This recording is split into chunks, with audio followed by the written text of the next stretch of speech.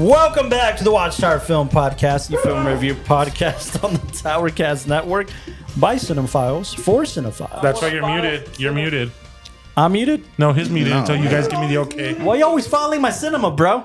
Until you give me the okay, he'll be unmuted. Oh my god, Austin, unmute me. What the hell? Like, We're back. I'm not. We're back with another episode. His back. The law feels a He's little back. bit restricted right now. And I think it's those pants.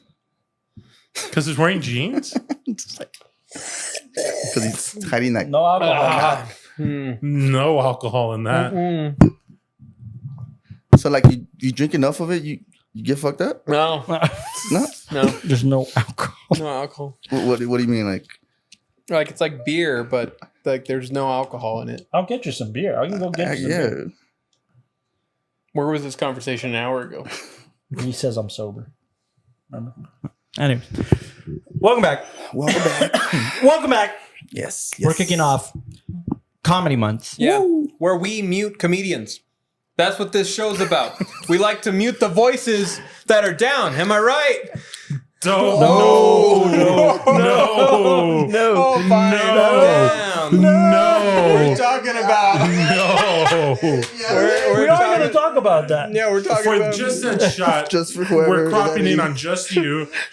So everybody knows that we are not associating Oh with my you. God. Whoa. Wait a minute, but what are we talking about? What are you talking about? Yeah, what are you talking about? What do you mean, people? Yeah, what do you film mean? critics? What do you mean, you people? Well, Because who's around the room, Carlos? It's all right. no, because Okay. I think there's Yeah. a very good conversation that's going to happen. I'm very excited to talk about this film.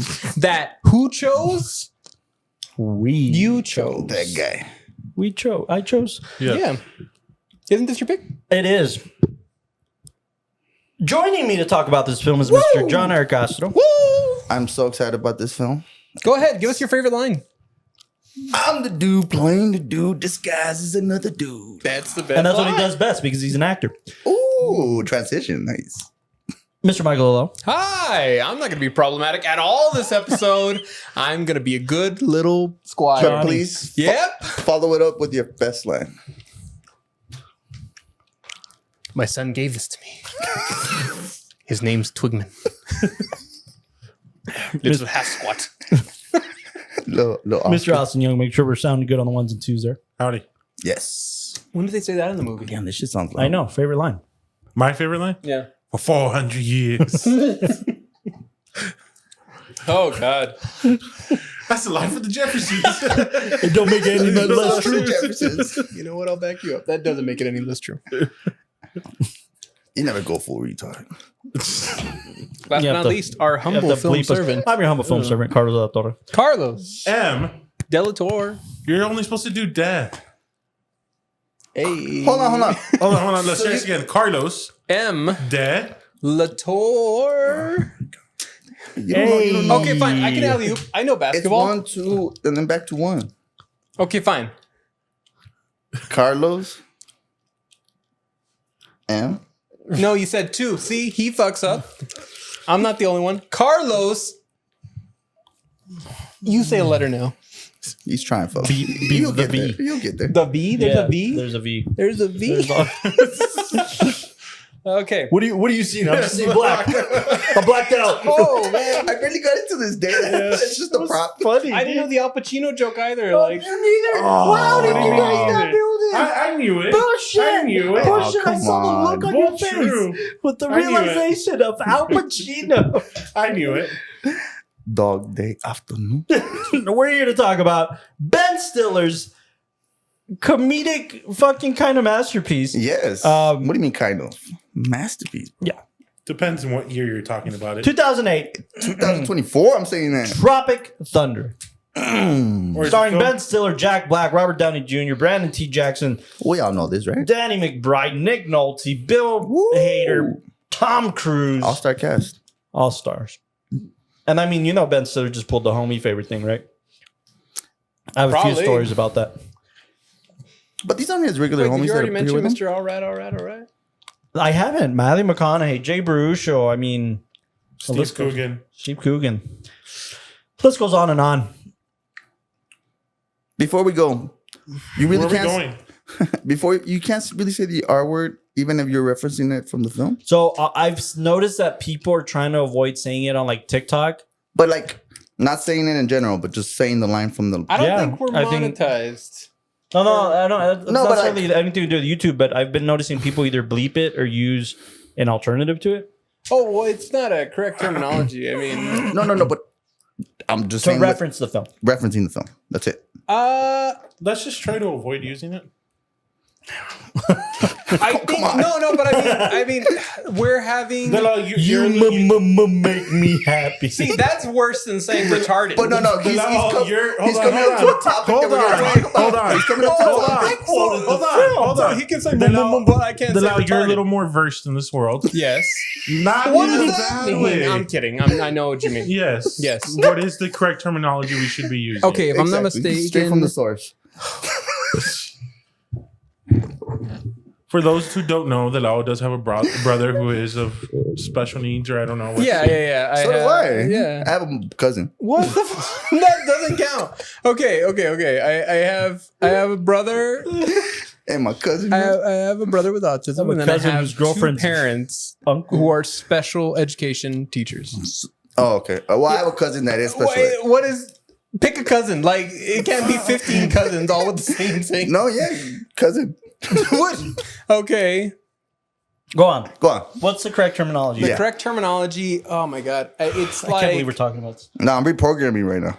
I think it's just like intellectually impaired. I think that's like the proper Okay. terminology. That's too much. I think the big conversation today, and I hope I'm not overstepping any bounds, Right. is can comedy go beyond what's Ooh. acceptable and still be okay? And I mean, it's a conversation that we've had with a lot of comedians that say things that are very not politically correct, but a lot of comedians will defend and say that comedy is the place where you can make these kind of comments.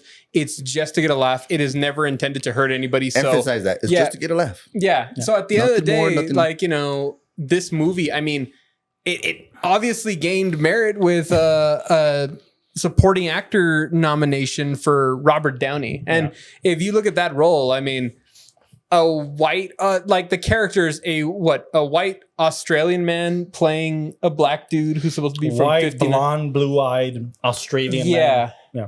And it's But always, who undergoes a pigment surgery yeah. as a method actor. To, But it's Yeah. you know. Poking fun at the people, at the actors that just go above and beyond, Yeah. and a little too No, far. and then also it had a really interesting line from I forget what the actor's name, the one who does booty sweat drinks. What's that? Brandon what is- T. Jackson.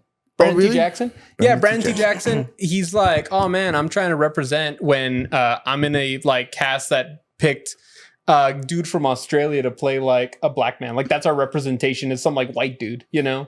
What does hot LZ mean? Excuse me, Kangaroo Jack. Hot LZ? Yeah. That's what they're credited as IMDb. The hot loading zone? That sounds like a boy band. It's a pretty good take, though, man. Yeah. Who knows? Hot loading zone. But I think that's what I'm imagining the conversation would be about with this film. Yeah, for sure. for But sure. but please, how about kick off? We're back at comedy month. Yeah. So the goal here is like, you know, we wanted to kick off with a Who bang. doesn't like comedy? And we all talk about Tropic Thunder. Specifically, I think, I don't know that what's kind of beautiful about it is this isn't specifically the reason why. We always just love this movie comedically. Right. But we're also filmmakers, right? So we live in this world a little more than most. Oh yeah. And we kind of get those tropes a little more, especially if you're a cinephile who's obsessed with That's the first thing that got my attention. blockbusters, Hollywood, whatever you want. And we think it's a nice bridge coming off a blockbuster, right? Because it's basically this action war blockbuster that they're shooting with a bunch of names who are controversial to make a movie that they think is going to make a ton of money if they stick to the script. So yeah, By the I way, think I love the name of the movie, Tropic Blunder. Tropic Blunder. Yeah, it's the name of the movie in the movie. No, it's Tropic Thunder. No, it's Tropic Blunder. No, it's How Tropic. much want to bet? It's the most expensive fake war movie ever made. About the making of the most expensive war. Where did you hear Tropic Blunder? When they're in the Oscar ceremony. Oh, you gonna learn today, Carlos? I don't think so. You gonna learn today? Tropic Blunder? Yes. Yeah, because it's the whole thing about the film. That makes zero sense. Yeah, no, man. I hope you're right. They even say Tropic Thunder is the name of the book and everything, right? Yes. Yeah, they Yeah. even mention it. It's like Dune. Yeah, I'm jumping off your boat. No, they even know the They reason got I some say that too good is because points. there's a kind of a cool story of how it came about. Like the name One Tropic second. Thunder.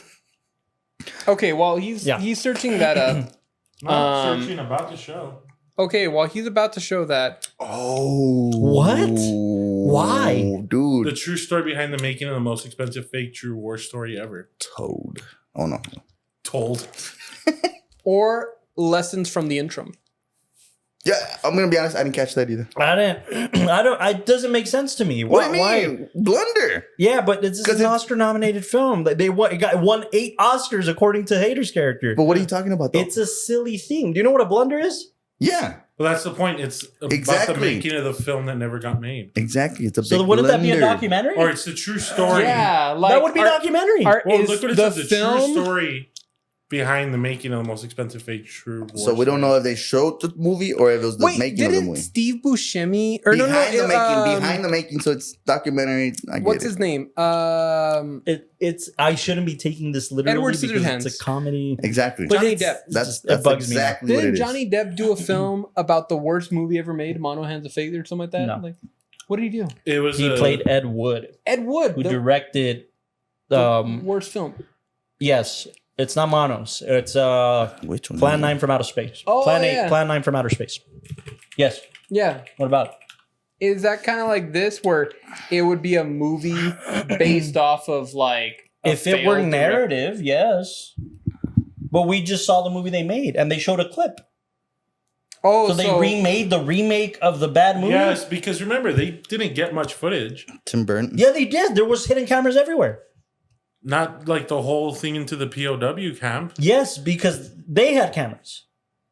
Although how would they get that Yeah, footage? right? exactly. I don't know. This movie's falling apart. Well, I mean, it's great how they intro the film where they're Yeah. like, there was this top secret mission and it was a suicide thing. I love Out of that. that, like 4 people survived. Out of that, 3 people wrote books about it. Out of that, 2 people got published and 1 got a movie deal. Like, This and is this is the story of the movie being made about that book. You Yeah. know, So Beautiful. fun fact, Beautiful. Tropic Thunder is actually the name of an actual military like group in Vietnam that Ice-T. Oh, there you go. It's a documentary of the botched production is made from hidden camera. Well, then that's bullshit. He won an acting Oscar. That's bullshit. It's falling apart, and I don't like it. It's a comedy film, dude. I don't like it. no, but that's really John funky. Boyd got mad for nothing. You know Wait. that's based on an actual time he lost an Oscar. Like he fucking And they caught him on and they film? caught him getting pissed off. Angelina Jolie's dad, ladies and gentlemen. Yeah. He did eventually win like 8 years later For for what? something totally different. He was up for Midnight Cowboy, Oh. and he lost out to who did he lose out to? Garfield. Nah, that's too late. Nah, Midnight Cowboy. I forget who he lost out to, but anyways. So this was an actual the name of an actual military like group of individuals? group of individuals. Or like the 18 type shit? Like what? Like the 18 Yeah, Mr. essentially.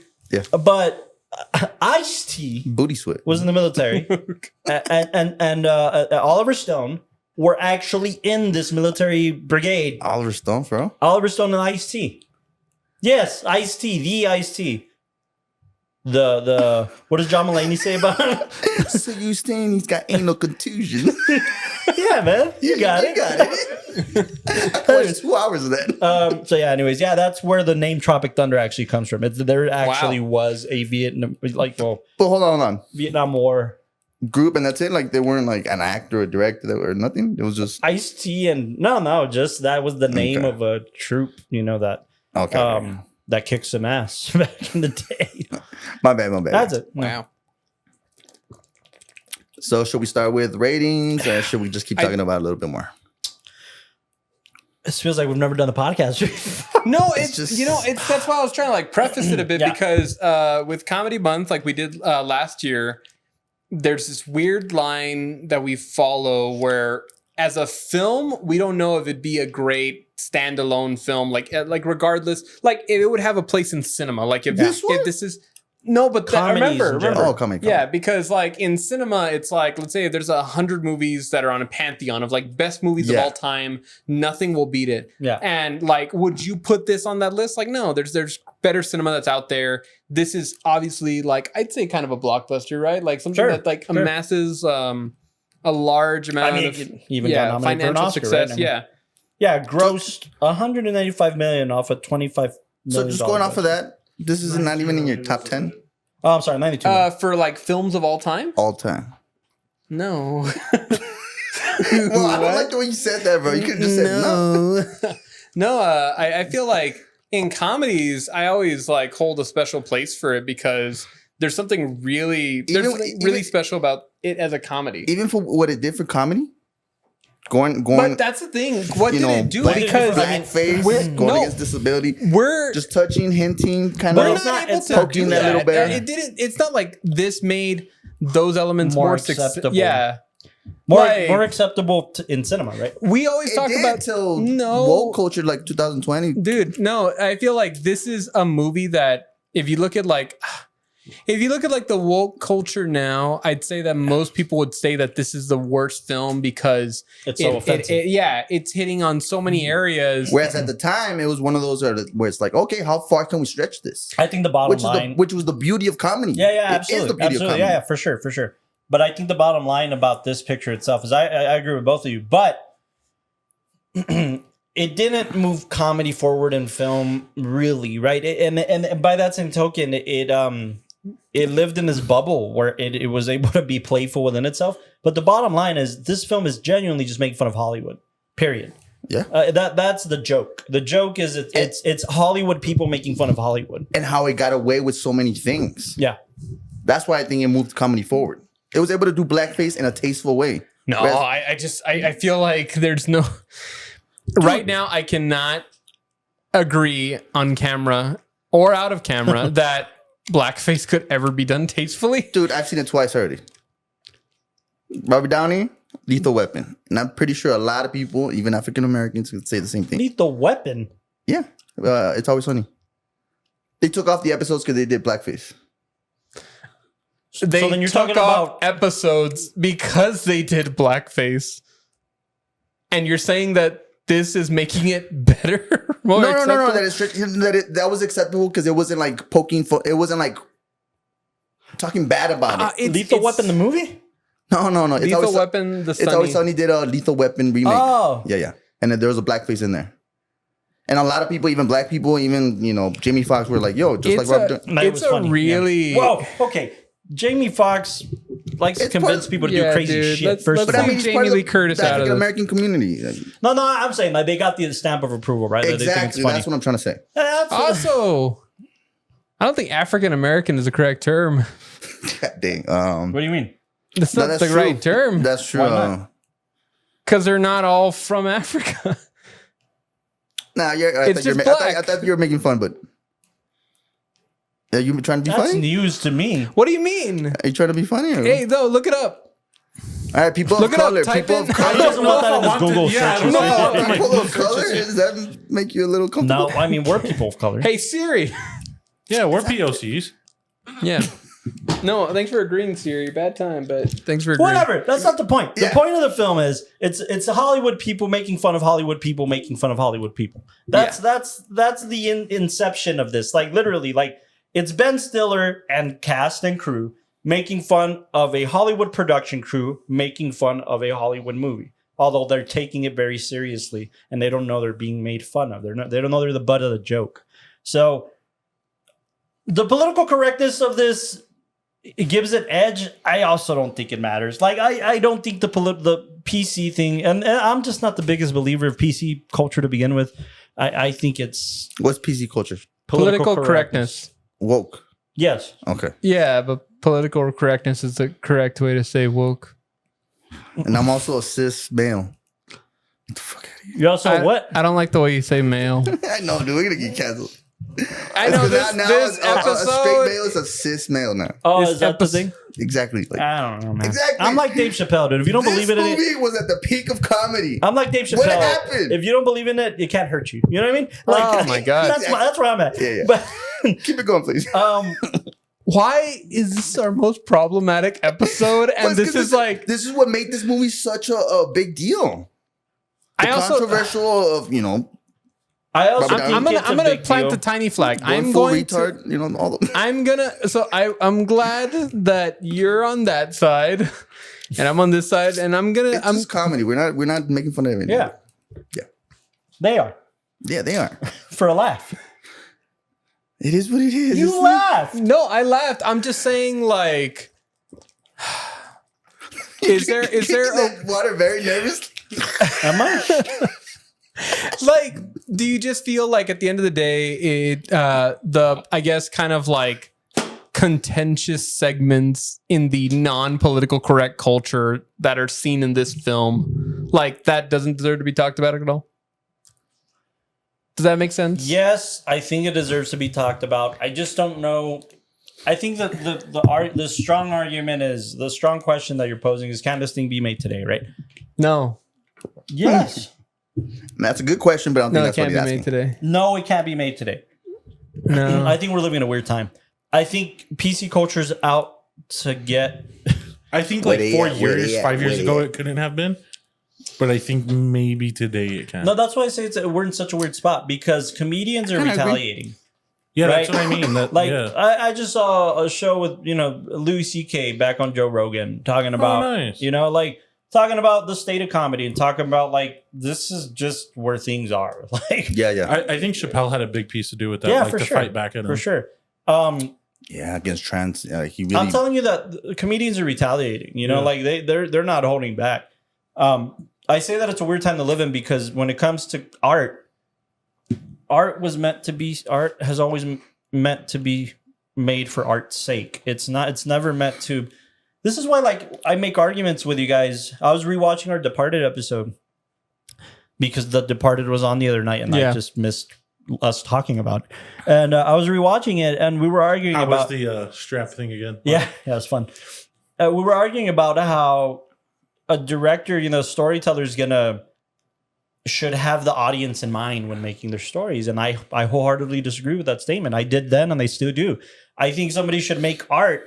Sure, you're knowingly, hopefully knowingly that you're going to send it out to an audience, but Right. I think you should make the piece for the piece's sake, and then hopefully people will catch on. And if they don't, they don't. And I'm currently living through that with our latest short. I'm sure I'm going to get most reactions of this clutch my pearls thing, and the other half are going to be like, oh, I get it, and if they don't, I still wouldn't care, I think that's setting yourself up for disappointment as an artist, and I think you just need to go full-fledged into making the film that you're trying to make. I think that I don't think PC culture should be so mindful. I think you should be mindful of people when you're speaking to them about something that affects them. Well, but But when you're telling a story from your perspective, it's like but PC culture is always going to be there. exactly.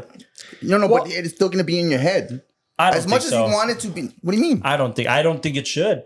I think storytellers need to go full fledged and I telling think the story they gotta make. somebody that doesn't have a family could think like that, but somebody that has a family is like, yo, Dude, I want a next listen, movie. I wanna do anybody that's something- working in the entertainment industry, anybody's working in the public eye, you're going in knowing that whether you do it or not, they're gonna fucking talk about you anyway. No, exactly. You know what I mean?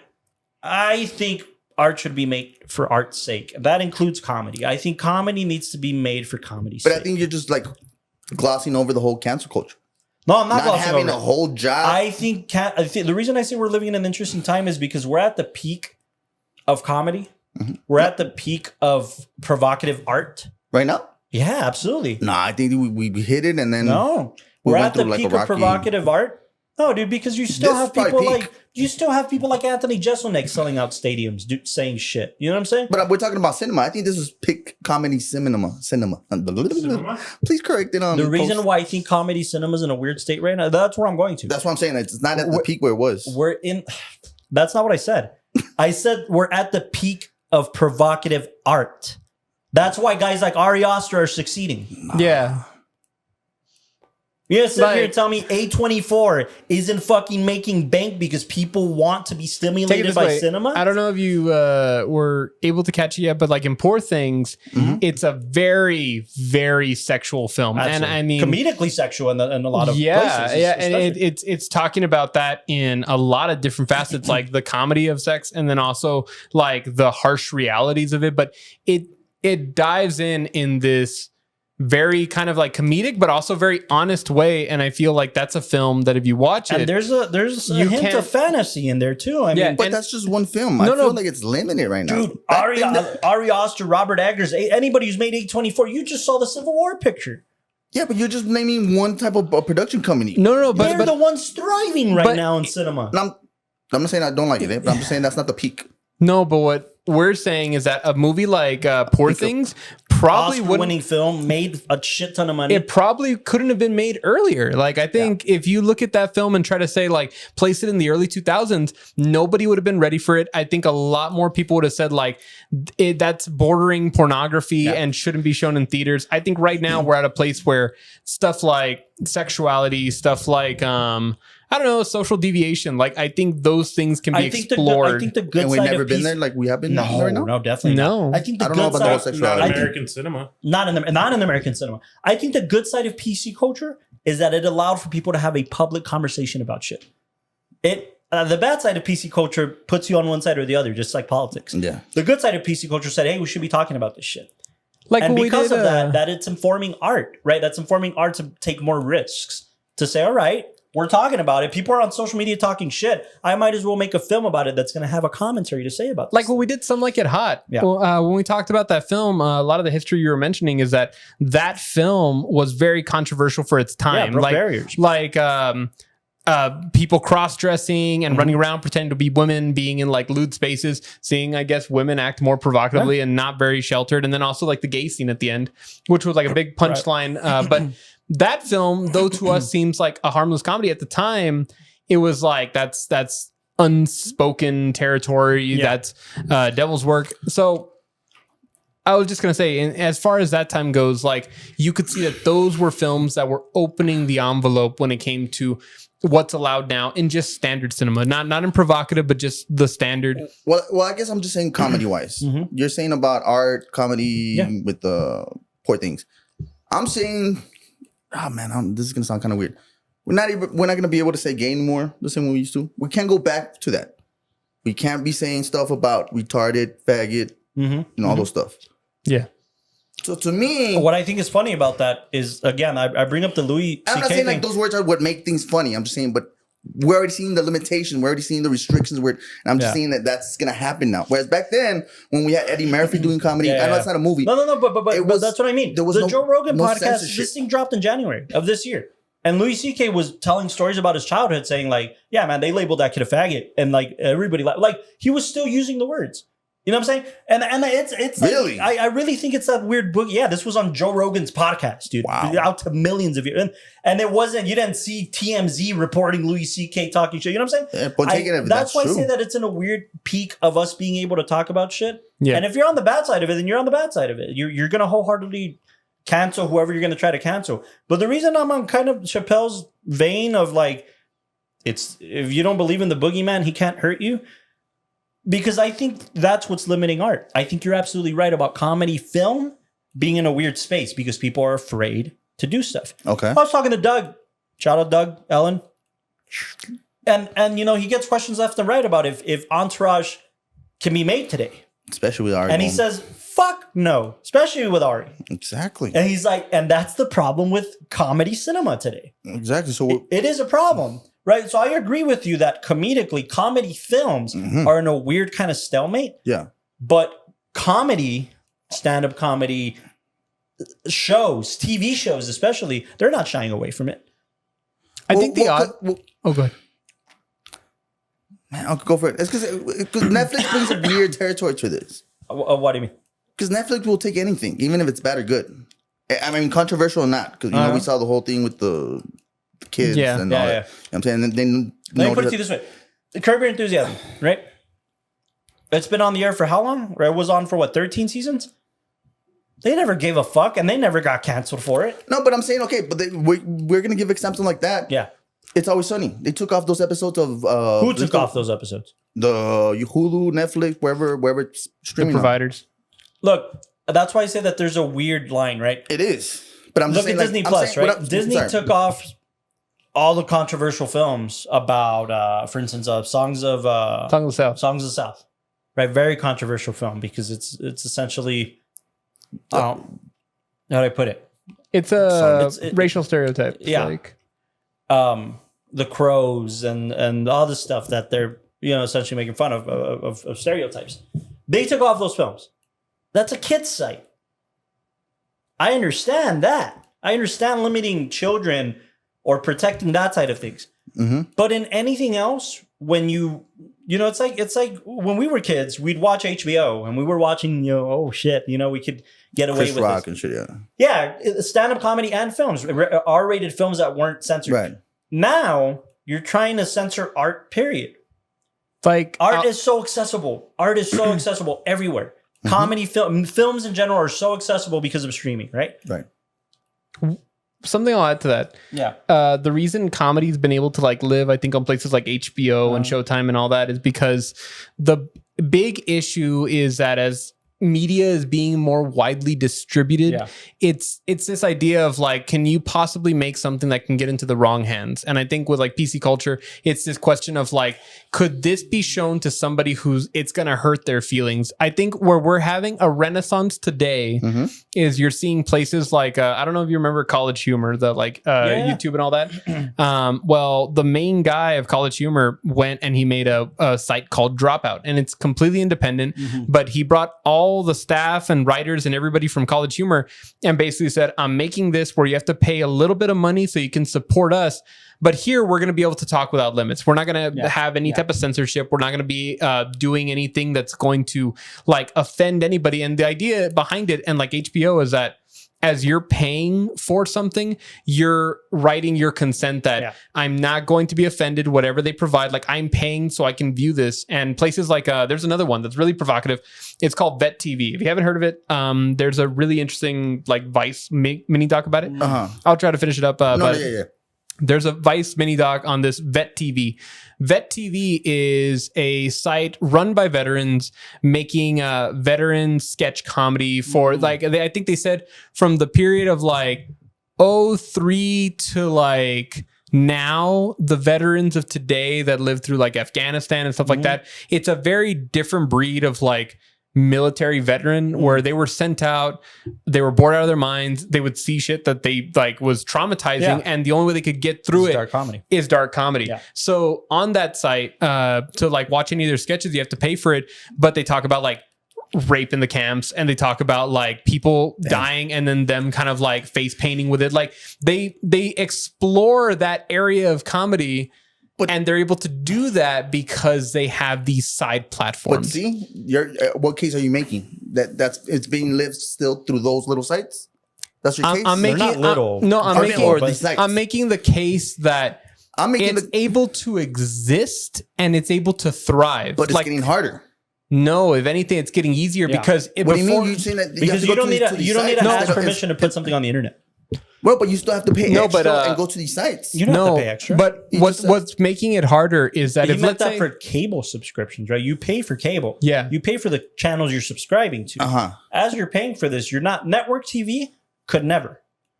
Free TV that's accessible to everybody could never have content that HBO has, right? When you're paying for a cable subscription, you're paying for these additional adult channels that can say and do whatever the fuck they want. My whole case is that it's not as easy as it was back then. You guys are saying that it is. I guess we're in the crossroads. What we're arguing is that it's easier. Yeah, I'm saying that it's not. No, because they're taking YouTube is getting worse. No, but that's the thing. It's public. That's the thing. YouTube is a free public. It's getting harder. But YouTube Premium. Exactly. What are we talking about here? I'm saying it's harder. You got to go to the premium. You got to go to these sites instead of it just being YouTube, Netflix. I think my argument. I don't know how you feel about this. I think for my argument, I'm glad that there's the same thing with Louis. Louis put all of his stuff on his site. Website. Yeah. To your point, Louis, with his controversy, FX took off his show. Exactly. And then they gave it to him and said, You do whatever you want with it. We're cool. That's pretty But cool. we're not for going to Lowy. put it on public TV. But if you want to put it anywhere else, you can. And he did. I think that. So I think people more to my have the case. ability to do their own thing. And But they always I'm have. going to They always have. No, they haven't, because at some point in American history all over the world, even in very, very reserved countries. But let's use American history. In the world, you would get hanged for crimes like these. You know what I'm saying? Well, okay. Well, how far are we going into history? That, of course, we got to talk about the whole thing, right?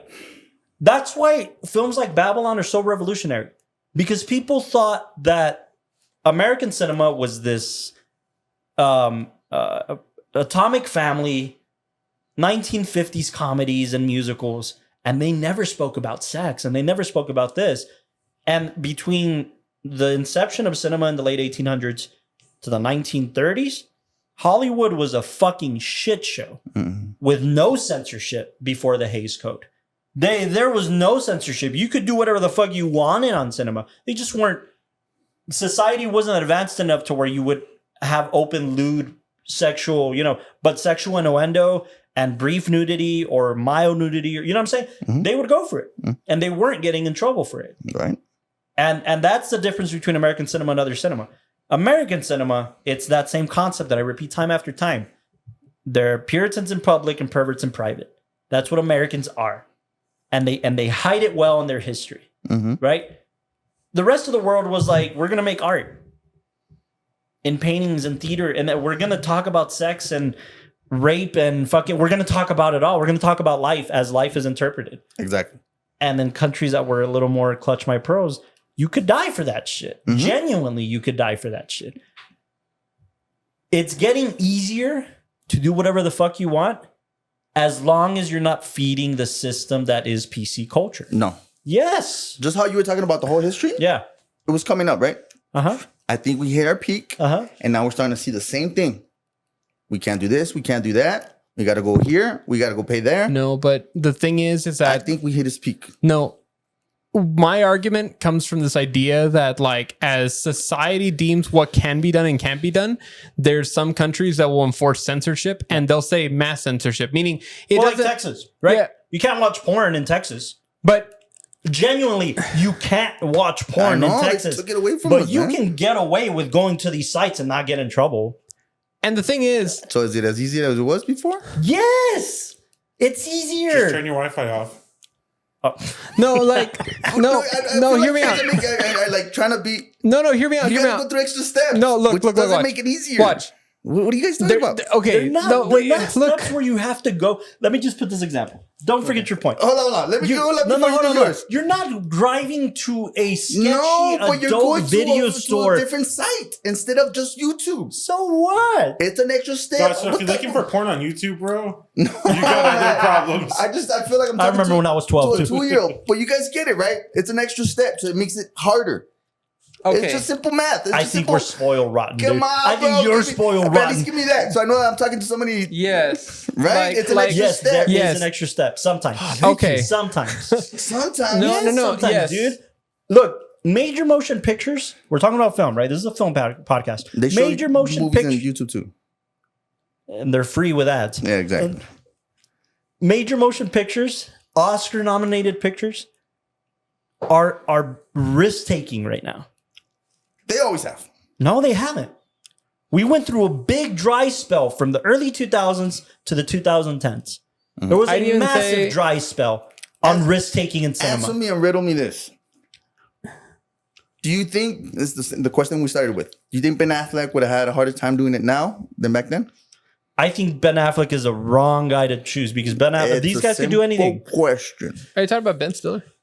Ben Stiller, the one that directed this one, Yes. could he direct it today? Yes. Yes. Why did you guys kind of like? Yes. No, because I'll There let we you, go. I'll let you go There we first. I'll let you go There we first. I'll let you go That's first. all I have to. Okay. With that, just zoom in on that. I think he, All right, hold on. Let me get my. Let me. look, dude, I think the argument here is, and you're not wrong. You're trying to play it safe What do you mean? because you think Hollywood is trying to play it safe. And you are right. Well, now, yeah. for Hollywood is trying to play it safe. sure. Because of I cancel won't and- speak for you yet. and You do your thing. political presence. I think that if for as long as we have an artistic voice, as small of a voice as it may be in this industry, as long as we have an artistic voice, we can't let them win. Okay. We have to make shit for the sake of making shit and not for give sure. a fuck where But political you don't think Marty correctness stands. Scorsese or even like No, especially not that man. no, hold on. Especially not him. You don't think in back of his head Uh-huh. while he's writing the script or he's thinking about how to do this. No. You don't think in No. back of his head is like, yo, Robert De Niro or Leo can't say the N word like he used, No. like he could in Django. No. You no. think he'd be like, go for it? Yes. Okay, He's about to that make. is true. That is he's, true. he's about to make Because- a 1950s okay, Sinatra picture Okay, with the mob. but probably okay? Marty was a bad example because he's already cemented into this. But So somebody was Ben new would Stiller. not. But somebody new would You asked not. if Ben Stiller can make a film like this today. I did. I think he can. And by the way, at the time too, Even if he's cemented, you know what's good dude, about that's this? a good question. I think if there were people, up and coming filmmakers, Yeah. who were trying to make this, they couldn't. Even then, Ben Stiller used star power to get this shit made. Yeah, even to get Tom Cruise into it. Yeah. Well, I mean, Tom Cruise was kind of Because he was nudging. into the whole Scientology thing and nobody wanted him. Well, yeah. But that's my point. I think Hollywood. This is why Hollywood making fun of Hollywood is acceptable in this case. Uh-huh. If it was an up and coming filmmaker, they'd get kicked out the door. Yeah. But this that's this was true. Hollywood being like, we're gonna make fun of this shit and getting away with it, and they got away with it. People out there, audience, do you guys think, honestly, Tropic Thunder, blackface, mentally challenged people, into jokes, could it be done today? I don't think so. I think for true people, I don't think a film like The Ringer could be made today. But I do think Tropic Thunder could. See, why not? That's my whole thing. Is like, why not? Because we hit peak. No, Now because we got to think about like, oh, we Think do about this. what The I Ringer think- is. I'm not gonna You be know able what's to I'm not weird? gonna be able to make another movie because I'm let's canceled. go back. Like I want to say, It's in people's heads now. when PC got really big, like let's say around like 2015 the Me to Too like movement. That was what did PC in Hollywood. Was it? Yeah. It was the Me Too movement. That was the start of it. That's what changed Hollywood forever. Yeah, Yes, absolutely. me too. Okay. I think then when it was a lot more touchy, you probably couldn't make it. And I think that's what we're all kind of referencing in our head is that period in time that we lived through that. Yeah, anything that was against being polite to every person in the room was, and that could possibly be found offensive. Like, I think that's when we would say, "Oh, that couldn't be made today." I want to piggyback off that. Go ahead. I want to piggyback off that.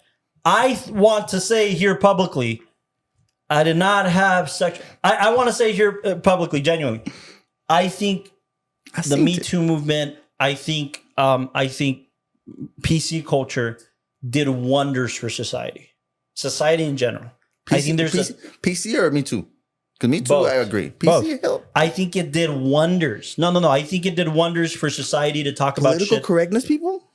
I didn't say people. I said political correctness. I think the No. environment of being able to open up and talk about shit, I think is immensely So positive for the taking world. off Apu from The Simpsons because that's not politically correct. That's not what I said.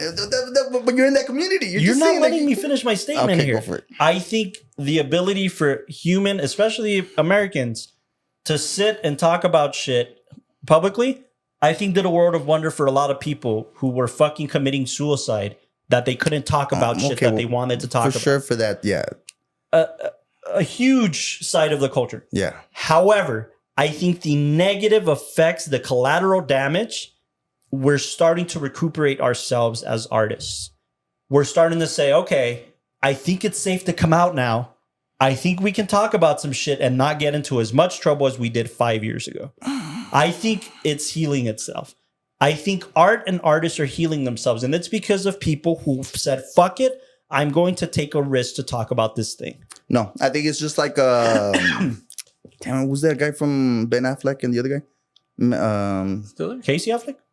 The other guy from Matt Damon? Matt Damon. What about him? Just like him, he said, I think like 2 or 3 years ago that he wasn't going to use the F word anymore. Uh-huh. I forgot what was my point for this. Yeah, one. and he just made Air, which was nominated for Oscars and made a shitload of money. Nobody canceled him. That's my point. Hollywood is gonna Hollywood, dude. That's just the thing. I think PC culture was a huge and is a huge opportunity for people on social media to sit at their computers and talk shit and create buzz. And Hollywood knows how to use that system very well without you knowing that they're using that system. They learned it, Right? for sure. But I think artists, I think people we admire as comedians, I'm going to be worried when somebody like Judd Apatow stops making movies. But the fact that he can still make something like The King of Staten Island with Bill Burr and Pete Davidson, two of the least political correct people in the world right now, and succeed, I think is a good feat. And by the way, The King of Staten Island's not that new, right? His other movies haven't been doing great. But I think somebody like Judd Apatow, a prolific, amazing comedy film director, I think the minute that guy stops making films and gets worried, then people should worry, right? But I think as long as artists who have a voice, whether it be comedy or just cinema and art in general, I think as long as they're not compromising, that's what's going to keep pushing the art form forward. I agree. I do think it's safer. I think the napalm or the effects of the of Chernobyl are starting to die down. I just feel like PC has been implanted in every artist. I hope not. Dear God, I hope not. Whether they act on it or not, it's there. I hope they're like, especially as they get older, they get families and they get, No, look, listen. Look, there's people left and right that will say, hey, I got death threats because of that scene in the film that I made. And then there's people that make something like Blonde. That was a huge commentary on an amazing, amazing artist. And we have a scene literally where we're in the perspective of a blowjob scene for one of the most respected presidents in the history of the United States. Wait, does it show her doing it? Yes, it shows her doing it very graphically. Oh, I'm going to go watch it now. Extremely graphically. You know who plays But it? the whole time she's doing it, Bro. That's what gave them an NC-17 rating. Right? We don't have to talk that much about that scene, but yeah. No. We know who plays it, right? No, but even the artistic choices of that scene. There's going to be a voiceover of what she's thinking as this is happening, wondering, oh shit. Like one of the most intense lines of that whole scene is she's like, don't gag. Don't do that here. Well, no. We're going into like a little different direction. No, we're not. That's not comedy. That's just the whatever you're saying, the sexual act, and if it's too much. It's art. It's different. Because that's not poking fun or whatever against mentally ill or blackface. It's different realm. If you're saying that Tropic Thunder pushed the medium forward in that scenario, right? Peach did as much as it could, and then it just went downhill from there. Where do you think it went downhill? Like if you had to pick a year or a film that was just like, okay, when was it? Why did you say 2015 or 16? What did you guys saying that? Was that was the Me Too movement? That was the Me Too movement? Yeah, like after this, like when did the whole Weinstein thing break out? 16, 17? Yeah. So probably there. Yeah. Because people were afraid. Mm-hmm. Because people were going to draw back in. They didn't want to take risks. And it wasn't just the Me Too movement. Like I said, the Me Too movement called some shit out, right? That one's good. Yeah. But the cancel culture of, you can't say this, you can't say that. I think that's where it stemmed from. You got to take off those statues. So 2017. Yeah. The point I'm trying to make is, I think you're right. I think people are still afraid. I think people are conscious. And I don't think that it's wrong in the slightest to be conscious. I think you should. I think you should be on this earth. And as long as you're not trampling on other people's beliefs and you keep to yourself and you do what you're trying to do, then live life however the fuck you want. Everybody should do that. Yeah. But I also agree with you, right? It's like you shouldn't have any limits. I don't think you should. And I think we should be continuing to fight for that sentiment because art should not be restrained. It shouldn't be restrained in any sense of the word. 100%, but I feel like it is. You feel like it is. And it's permanently. I don't think it's permanent. What was he saying? It's permanently has a ding on it now.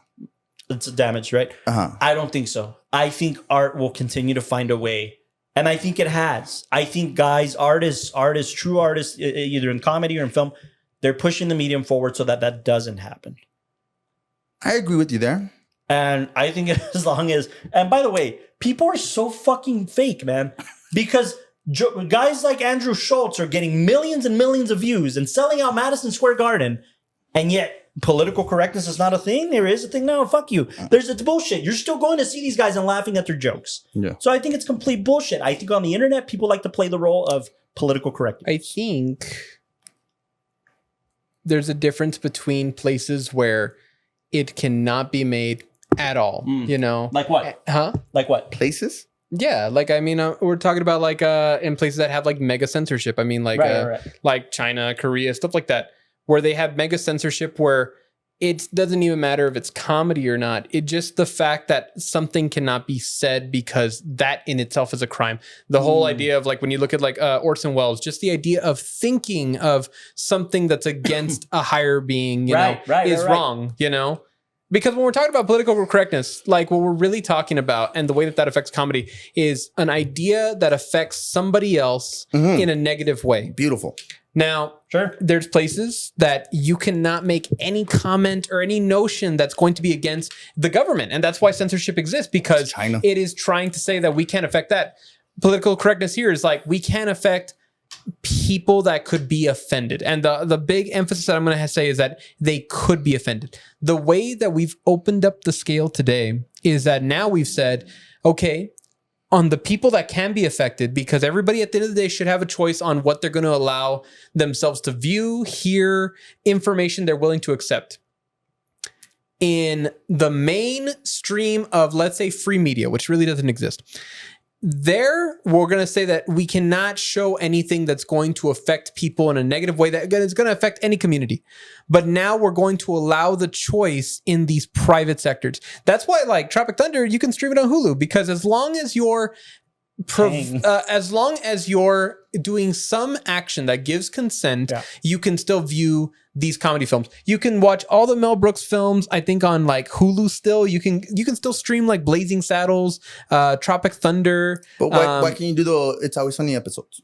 Because in those places you could buy the DVD, and a lot of times there's DVDs that have, or like Blu-rays that have the lost media, the media that they don't show anymore. Like I know that they used to sell collections of videos that were all the banned cartoons, and the reason they can do that for that time is because that in itself is a form of consent. You're telling me that if you go on Hulu or whatever, those It's Always Sunny episodes are gone. They're gone. They're not even that one. Just the D's dating a retarded guy. What puzzles me about that, I'm sure you're right. I don't know. I don't really watch the show, so I believe you 100%, because I think people are weird. How come Hulu, who's owned by Disney, by the way, can show something like Tropic Thunder, but not these episodes, right? Yeah. What puzzles me about all of that even more is that South Park is still on the air. But it's a cartoon, so I know. But you can understand that it's not as realistic to a kid as a human being saying it. I know, but that's you know what I'm saying. I'm just puzzled by it. Same as you, you, right? Same. It just doesn't fit in my head. Same. That because those guys joke about anything. Yeah, and go full fledged. I wonder if they have any episodes like Michael Jackson that they took down or something. No. In that same episode that you're mentioning from Always Sunny, Dee and Dennis go to welfare. Is one of them wearing a helmet? Dee? Yeah. Backwards? Okay. I just found that out on YouTube. So in a weird way, those episodes that are taken off of, again, that scale I was talking about, the public stream, where information is flown straight to you, they can't be seen there. Well, on YouTube, on private places that there is some form of consent, you can go in there. What I think is hilarious about that, real quick, I can't see any video on YouTube unless I consent and search for it. But see, that's what I'm saying. What are we arguing here? Or what's the whole? What I'm saying is that all of that media and all of the like being able to make anything controversial is still able to exist because there's this line of consent, and be it clicking the search button, but clicking on the video. It's not as easy to exist as it was back in 2016. We're not talking about that though. I think the issue is that's what I'm talking about. That's my point. That it's not as easy. We can't do the same jokes. So we hit peak. No. That's where you're wrong. Comedy. I agree with you that there's an extra step. But I think you can and should do the same jokes and more. When in 2015, I think the ability to do the joke will always exist. In 2015. Whether people try to make it harder for you to view those things, that's a different conversation. 2015. The Office, and then we'll get back. So 2015. The movie comes out, right? Mm-hmm. Which movie? Tropic Thunder. Just comes out. Day one. Could you walk in there and for not paying anything, go see it? If you're a 10-year-old child, could you go in the theater and watch Tropic Thunder without your parents? No. 2016? Yeah. No. Back in the day, yeah. No. Like, I mean, like sneak in or like no, I mean like just legally. buy- I mean, yes. straight up, no. right?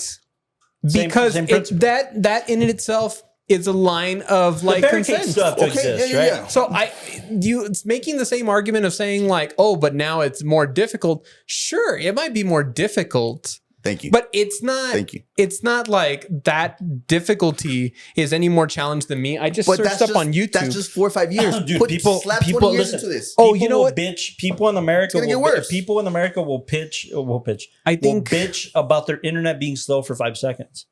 Anything that's not facilitated as easy as we're used to, people will bitch about. So of course, taking an extra step is going to be taking an extra step. But the fact of the matter is, the internet, for as awesome as it is, there still has to exist these fucking barricades because kids are smart, right? Yeah. These safeguards are going to exist forever. For sure. Okay. I just see where don't you're think hitting that now. the safeguards are going to exist for artists.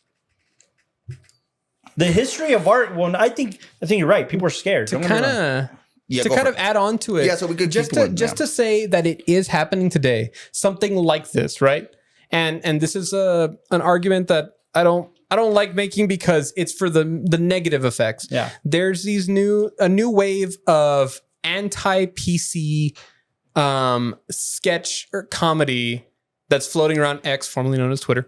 I don't know if you've ever seen or heard of it. I was listening to a writer. He's the guy who did Johnny Dies at the End, that movie. I've heard of this, yeah. He has really good pieces. He talks on different pieces of media. I love watching him, but he was talking recently about this new form of media that's the anti-PC like content that you can find on like X, or like if you look at subreddits where people are making high quality videos, or they're doing these weird almost Family Guy-esque animations.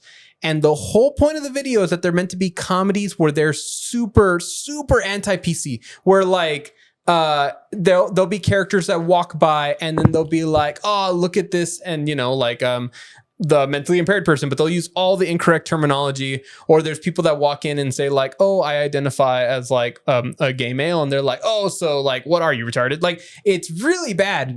But in that, those things aren't being taken down. The government is not censoring it. Even society is not censoring it to the point where that stuff can't exist. Mm-hmm. And the thing is that the reason they can't is because as long as there's any barrier of consent that's able to be crossed, it can exist for those who want to see it. So in that, I mean, you're going into it just directly controversial. Not even like, oh, this joke might be misinterpreted. It's like, no, it's the whole point of that type of media is that it's trying to make fun of the PC culture in the way that it wants to, and it's attacking every corner, and that sucks. It sucks that it does suck that there's media that's being made to actually make fun of people or to actually be like racist and offensive. You're being cruel for the sake of being cruel. But the thing is, that's not cool, man. That's never had a place to really exist. I think, even amongst artists. Yeah, like before, if somebody was like rude or cruel, or let's say if you went to an art gallery, right,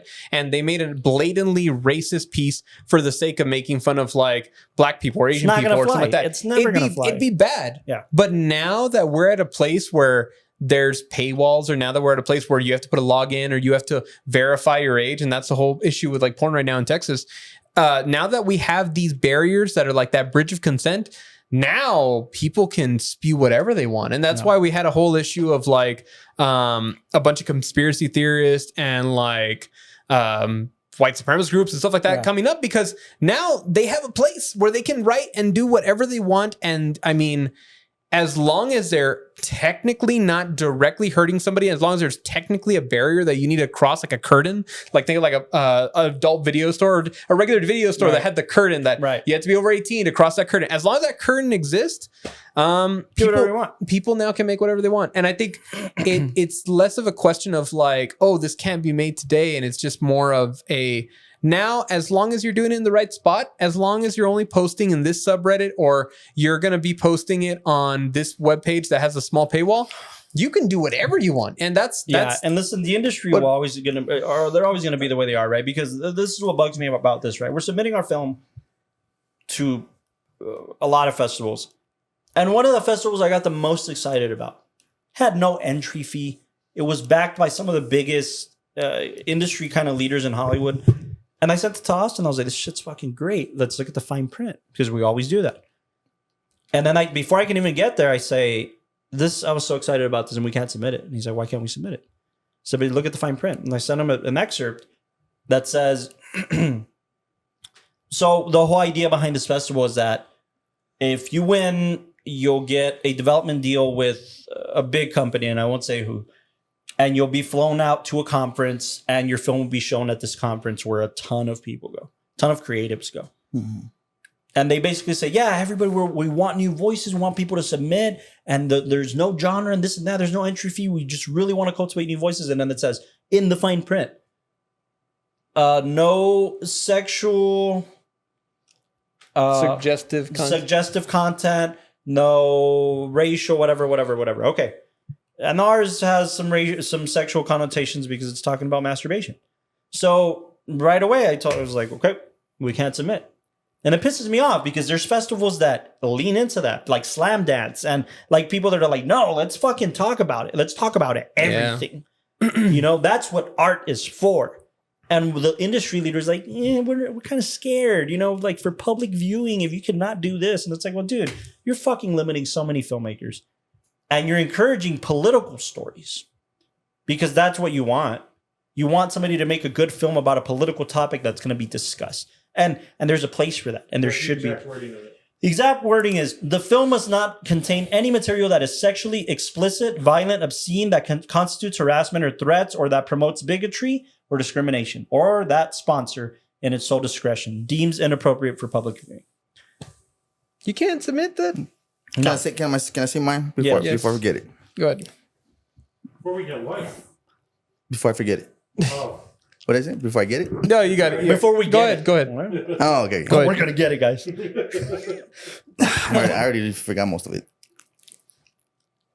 This is why people are so sensitive nowadays. Yeah. Go on. Yeah. No. Hell yes. And people are going to keep getting more sensitive when we have these little, you got to go to this website because that's where the real humor is at. That's my whole point. You think they're winning, is what you're saying? You think PC culture is winning because of that? 100%. You're saying that there's more curtains going up, right? Yeah, because like you said, right? It's just for, like you were saying, this is the side for the people that want this and all that, right? That's what I said. Where I hit peak. When I hit peak in 2016, it was everywhere. What? Describe everywhere, because I think you think it was easier, but it really wasn't, dude. You still had iron curtains left and right. I mean, I'm simply talking about today. Dude, I used to have to ask my parents if I can go on to DisneyChannel.com because the TV commercial told me to. No. But I think our generation is used to so many less restraints because we were in the inception of it. They didn't know shit. I'm just saying, like, if you keep doing that stuff, it's just gonna keep getting worse. Where it's like, don't. If you encourage private sites or consent. Exactly. It's just like, this bathroom's only for whites. I went there. Yeah. It's like, why? Why can't it just be for everybody? You know what? Just put it out for everybody. You know what's interesting is that you're not wrong. Right? Yeah, no, and to agree to your point, it's interesting. Before, like last year, pornography was something that you could just search online, any computer, anywhere, anytime. Yes, you're right. Which most of us did as Americans. Hell yeah. It's my God-given One right. for Uncle Sam, and every 4th of July? Yeah, every 4th of July, I had our own fireworks. But now whole government in Texas says that when we can't. And it's interesting because the curtain going up is now being decided by somebody else, somebody besides us, and I think you're leaning too much. Every state, municipality is having their own conversation on where do we need to put up curtains. Yeah. And something like that, like sex, they're like, that's wrong. That's awful. Don't like, we can't have our kids see this. How awful and terrible that they're going to see this action. But like once they turn 18, that's fine because technically they could do it and it's cool consent. It's cool. It's cash. But right now, there's no curtain that needs to go up on like gore sites. Something like there's a site called like Best Gore. And like if you go there, yeah. See, that gets a very visceral reaction. And anybody who's seen like Carlos doesn't know, but like when you're young and innocent, like the rest of us, the first time we saw a cartel video, it really messed us up, right? And see, dude, I saw one with like 19 heads just spread out. I was like, what? Yeah, like bitch, you grew up in Juarez. This was our friends. Me knowing that it's happening probably in the next door, dude. It was like, holy shit. like that stuff. It hasn't been deemed bad enough that they need to put up a curtain. Yeah, I will say this, like, they made it harder to find it. No. That's the put thing. it on YouTube. No, it's still there, and then it's like on Reddit and stuff like that. And then there's a magazine in America, like you can go to those sites. In Mexico, they still have like El Extremo, the magazine, where it's just nothing but gore shit, and that's still acceptable. That's There's still a magazine in Mexico called Santo Putazo. I'm not even kidding. And they show the traffic accident with the guy. They don't give a fuck. Yeah. Listen, I think that when it comes to this day and age, the internet, cinemas, everything, I think curtains are going to go up left and right to please the people that are clutching their pearls. But they're not going to be PC iron culture. curtains. They're going to be this soft, and you're going to be able to get through them. Yeah, like the little bead curtains at the video store. Yeah, exactly. I mean, but you let that happen, and then what else could happen? Dude, I think the whole letting it happen thing. This is where I don't have a problem with. I have a problem with people saying we have to limit the way art is made. I have a huge problem with that. Me too. That's constraining us in our freedom of speech, and that's a whole thing, right? That's my argument. But I think that as far as the strongholds of what they think is limiting people who don't want to see it, I honestly think it's not as serious. I think it makes them happy and it makes them feel like they're in control. And there you go. You already let the crack slip. No, not in the slightest. Because I think that when it comes to making art and releasing it, you get to control that part. For sure. The internet, everything is making it easier for you to control that part. Yeah, but who's going to see the art? Whoever you want. If you work your ass off for people to see your art, what I'm saying. The art will be takes seen. To the tangle. You and whoever. Dude, I opened up this podcast by saying that we just live in a weird time for art right now. Yeah. Because of the state of the industry, because of the state of the internet, because of the state of the news and TV. But it's just a weird state because PC culture is getting, quote unquote, more prevalent, more prominent in the media. But as far as risk takers making art that matters without constraints, that shit is at its best. I think right now there's just too many different communities, too many different groups. Yeah, that is not going to be the same as it was before. It is more censored. We're not going to be able to. I think we just live in, and that's why it's not going to hit the peak that it was. I think we've lived in an era. I think in the history of humanity, we've lived in an era where the loudest voice thinks they're the strongest. And I think that's just what the internet is. And I think that's what internet bullies are. And I think that's what the bad side of PC culture is teaching them. That as long as you're loud and you stand for what you believe in, you will be heard. And that's what's scary because it's such a loud, such a big voice. Yeah. It's the internet, it's a big voice. It's an entity of its own. I also think they're wasting their time. I also think they're not getting as effective as they think they are. Genuinely, because of how much ability we have to do whatever the fuck we want. Well, I'm just saying, it's not perfect. At the end of the day, I'm just saying, like comedy-wise, like this, I don't think it's possible because of PC culture, bro. Because of cancel culture. I think, and that's where I'm sad because I think this was the peak. I think you're right for a major studio, but A24 just made a musical about dicks that got a lot of play and even got Oscar buzz about dicks. But with puppets. That's dicks. But dicks, fart jokes are always going to be there. Blackface. Mentally ill people. Those are stuff that it's been around since ever. Yeah. And it's still controversial. Right. But now, we can't even talk about it.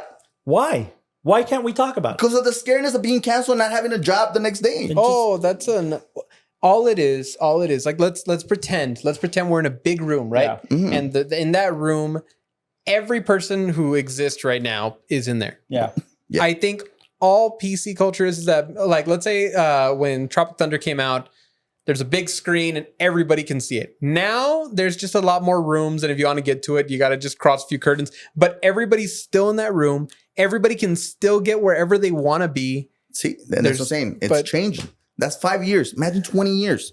They're just going to get more censored, more hallways, more doors, No. more curtains. You're just gonna find your room. I You're just think gonna that- find whatever room you want to be in. That's like the issue we're having like right now with like I understand where you're going. I understand where you're going. like I'm take just- it this way.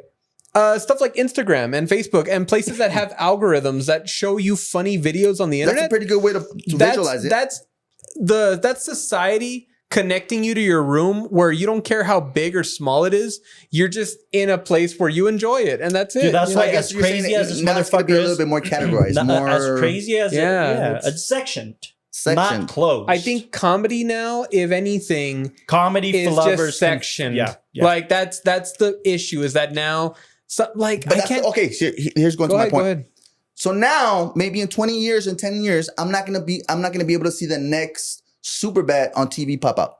You're gonna see You're it on gonna your. see a censored version of it. You're gonna see Just your. like now. I'm gonna have to go to some website, to some door. To No, some the curtain. worst thing is you're gonna see That's what we're Superbad saying. 2. You're gonna see Tropic Thunder 2 in your own private room because it was made just for you. And we're gonna get media that's perfectly tailored for us, as good or bad as it is. Well, that's a little theory Right. that he's going on. That's the weird part, right? Like that's the weird part where about we're at. Yeah. about either whether you like the guy or you don't, or his tactics. That's why it's kind of hard not to support somebody like Elon Musk, who's going to pay millions of dollars, billions of dollars out of his own pocket to take over something like Twitter. Yeah, it's for and freedom. just say, Yeah, freedom. Say whatever you want. you know, Yeah, he got rid of people being able to see your likes. But you still can't say anything about certain groups and stuff. yeah. I mean, again, the consent part, the don't be a dick on the internet, the part, right? hate speech. The hate speech, yeah. The talking groups down. Oh, the being evil. who is it to say like blackface is one of them? Who is it us Look, to dude, judge that? let me just throw this out there. Because I'm with you, dude.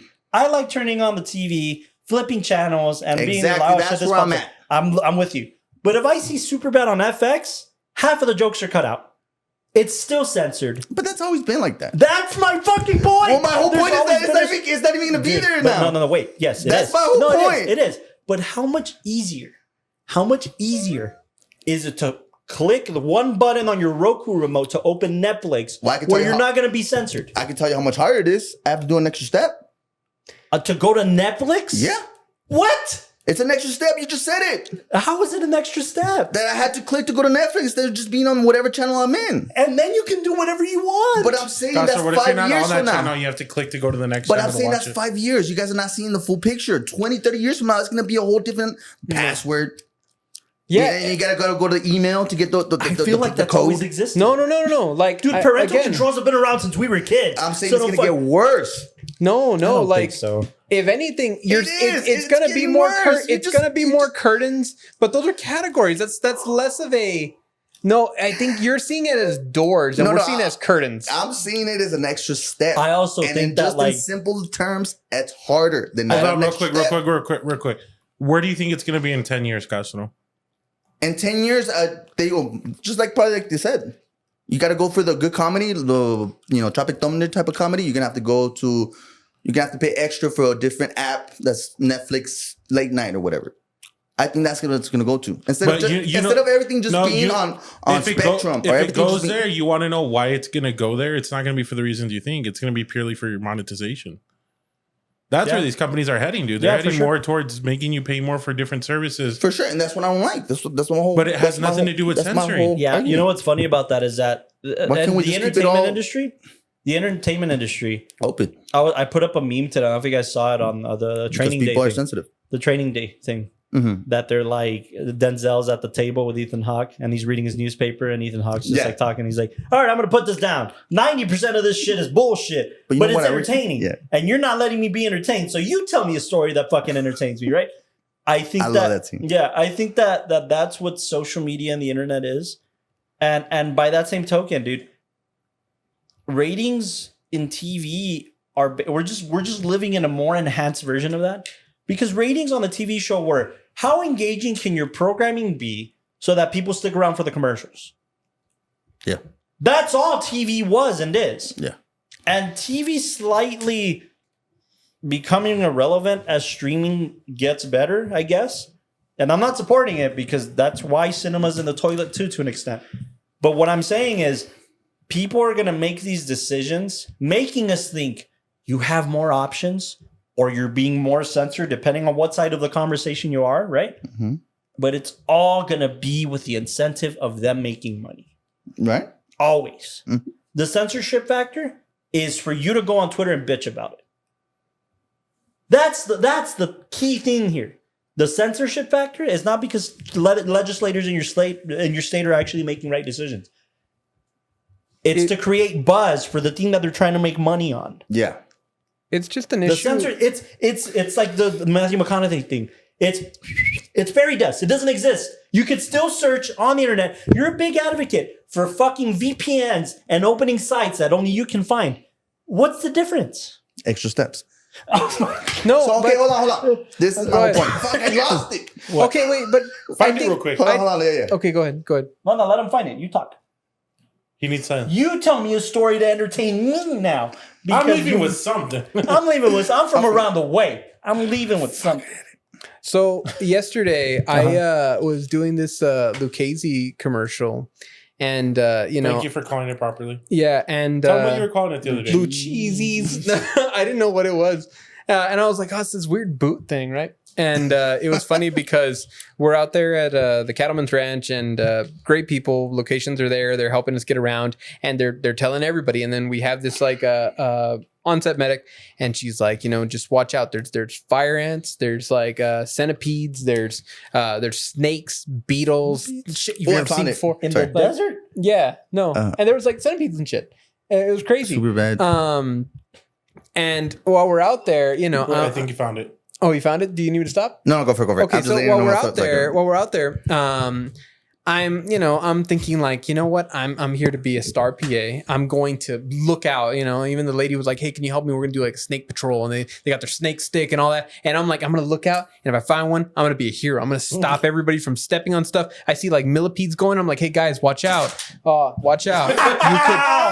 You could Perfect timing. you could like, step on that and it'll bite you and all this kind of stuff. And everybody's like, oh, okay, cool. And I'm like looking out thinking like I'm Mr. Cool. And then I even see like a whole like fire ant pile. And I'm like, okay, guys, walk over that. And I think I'm awesome. Like, I'm saving the set as we're going.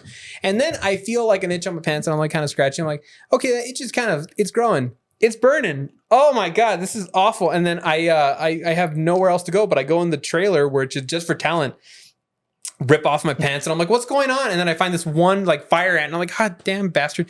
And I'm chucking it, and then I go to the on-set medic, and then she's like, oh, what's wrong? Like, what's going on? Something bit me on my ass. No, yeah. And then she was like, I was like, I think Suck the venom off. no, like imagine I'm just there like gripping my like left leg. I'm like, I think I got bit. And then she's like, oh, well, let me just put some cream on it. I'm like, we can't put cream on it here. And then she's like, come on, show me where it bit you. I can't show you. And then she just like gave me a little baggie and said like, oh, here, go wipe your ass with this. You'll feel better. So yeah, I just had Did she give you to. a Saca la lollipop? bolsita. No, and then she gave me like some alcohol wipes, and she's like, "Oh, I hope you feel better." But I had to like pause from my set activities because a little ant bit my ass, and then I just like Little walked fire around. ant, probably. Dude, it was terrible. It was I think his point is censorship and There- PC culture is a minor inconvenience at best. I think. Check this out. I think. What Check was your this out. point? This Wait, is- is that just your entertaining story? yeah, Yeah, Oh, that was okay. okay. Interesting. Thank you. No, that definitely was. it still hurts. So here's my drop mic of the night. Okay. Don't drop the mic. Because I got one afterwards. Cool. We have yet to talk about the movie, and we're an hour. 13 Yeah, dude. minutes. No, I'm so sorry for everybody, but this is good topics. What age did you see it? At what age? This, I mean, as soon as it came out. What was I? I was 13. And then you saw it a bunch of times afterward. Wouldn't young you hate not being able to turn on the TV and see it? No, what was bad is Wouldn't young you hate that I would have to get on an app? Yeah, but I'd find a way. no, that made it better. Exactly. Yeah, That made it that made it better. better. Yeah, I remember. No. I feel like now you guys are going against me now. Oh, dude. No, what do you mean? Dude, Oh, It's wait, you're gonna tell me. easier. Hold on. It's easier to turn on the TV Uh-huh. and it's there. No, but Then with a freaking emphasize, turn TV. Gotta go to this app. I gotta go push my password or whatever. Let me ask you something. Wait. In what world do you Let me guys ask think you that number something. 2 is easier than number Let 1? me ask you. Oh, and I no, know we never said it was exactly. easier. Y'all crazy, We never man. said it was Y'all easier. need It's to go not out. that much of an inconvenience for us to open an app. It's just saying that's an extra step. What's wrong Right. with extra steps? Right now. Yeah. Let me ask you something. when you were just a kid trying to watch, That's just a young child with luscious hair. Late night HBO. trying to watch, Just Oh, hard man. rock all the time. That's a just conversation. the humping I stuff. hope. What I might- what I have part of another your On the irritating side of a story. table if I could. Yeah, same. What? When was it easier to just turn on the TV and see shit? When you had cable. I just And your mom never put parental controls on your cable? And cable? Yes. Yeah, dude. No, I'm old school, dude. I'm from like the wall. I'm from around I'm the from way. around the way. I'm from the wall where it's just there's no gadgets now. It's just Although I used to straight steal from- cable too. That's not the yeah, point. it's straight- That's not the point. There's nothing like to hide it. Look, dude. My parents, my dad like didn't give a shit. We'd see R-rated movies, Same. especially if they were action ones, whatever, right? My mom I used took to us see to those see channels 8 where it was like- Mile because we were obsessed with Eminem. Uh-huh. So she took us to the theater, not knowing there was gonna be a fucking sex scene, right? Oh, dude, I got highs for that shit. Yeah.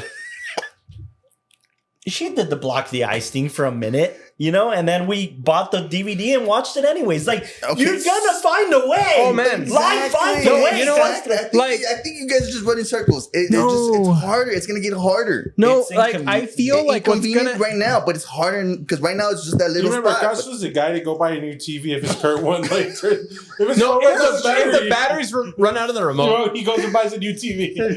No, I just yank it off the wall, man. No, I remember the feeling of like, because the way I saw Tropic Thunder was that I remember it came out, it went to DVD, my dad bought it, thought it was hilarious. And then I remember like my mom being like, oh yeah, we cannot show this to you and all that kind of stuff. And then my dad like knocking on my door and being like, hey, we got to go buy some stuff. It better be back in our bedroom like before we get That's back. cool, Dad. And the Dad. thing is, it was his way of being like, it's funny, it's not that bad, like he can It handle wasn't it. that raunchy. Yeah, he was like, he can handle it, There's no and- that sexy. yeah.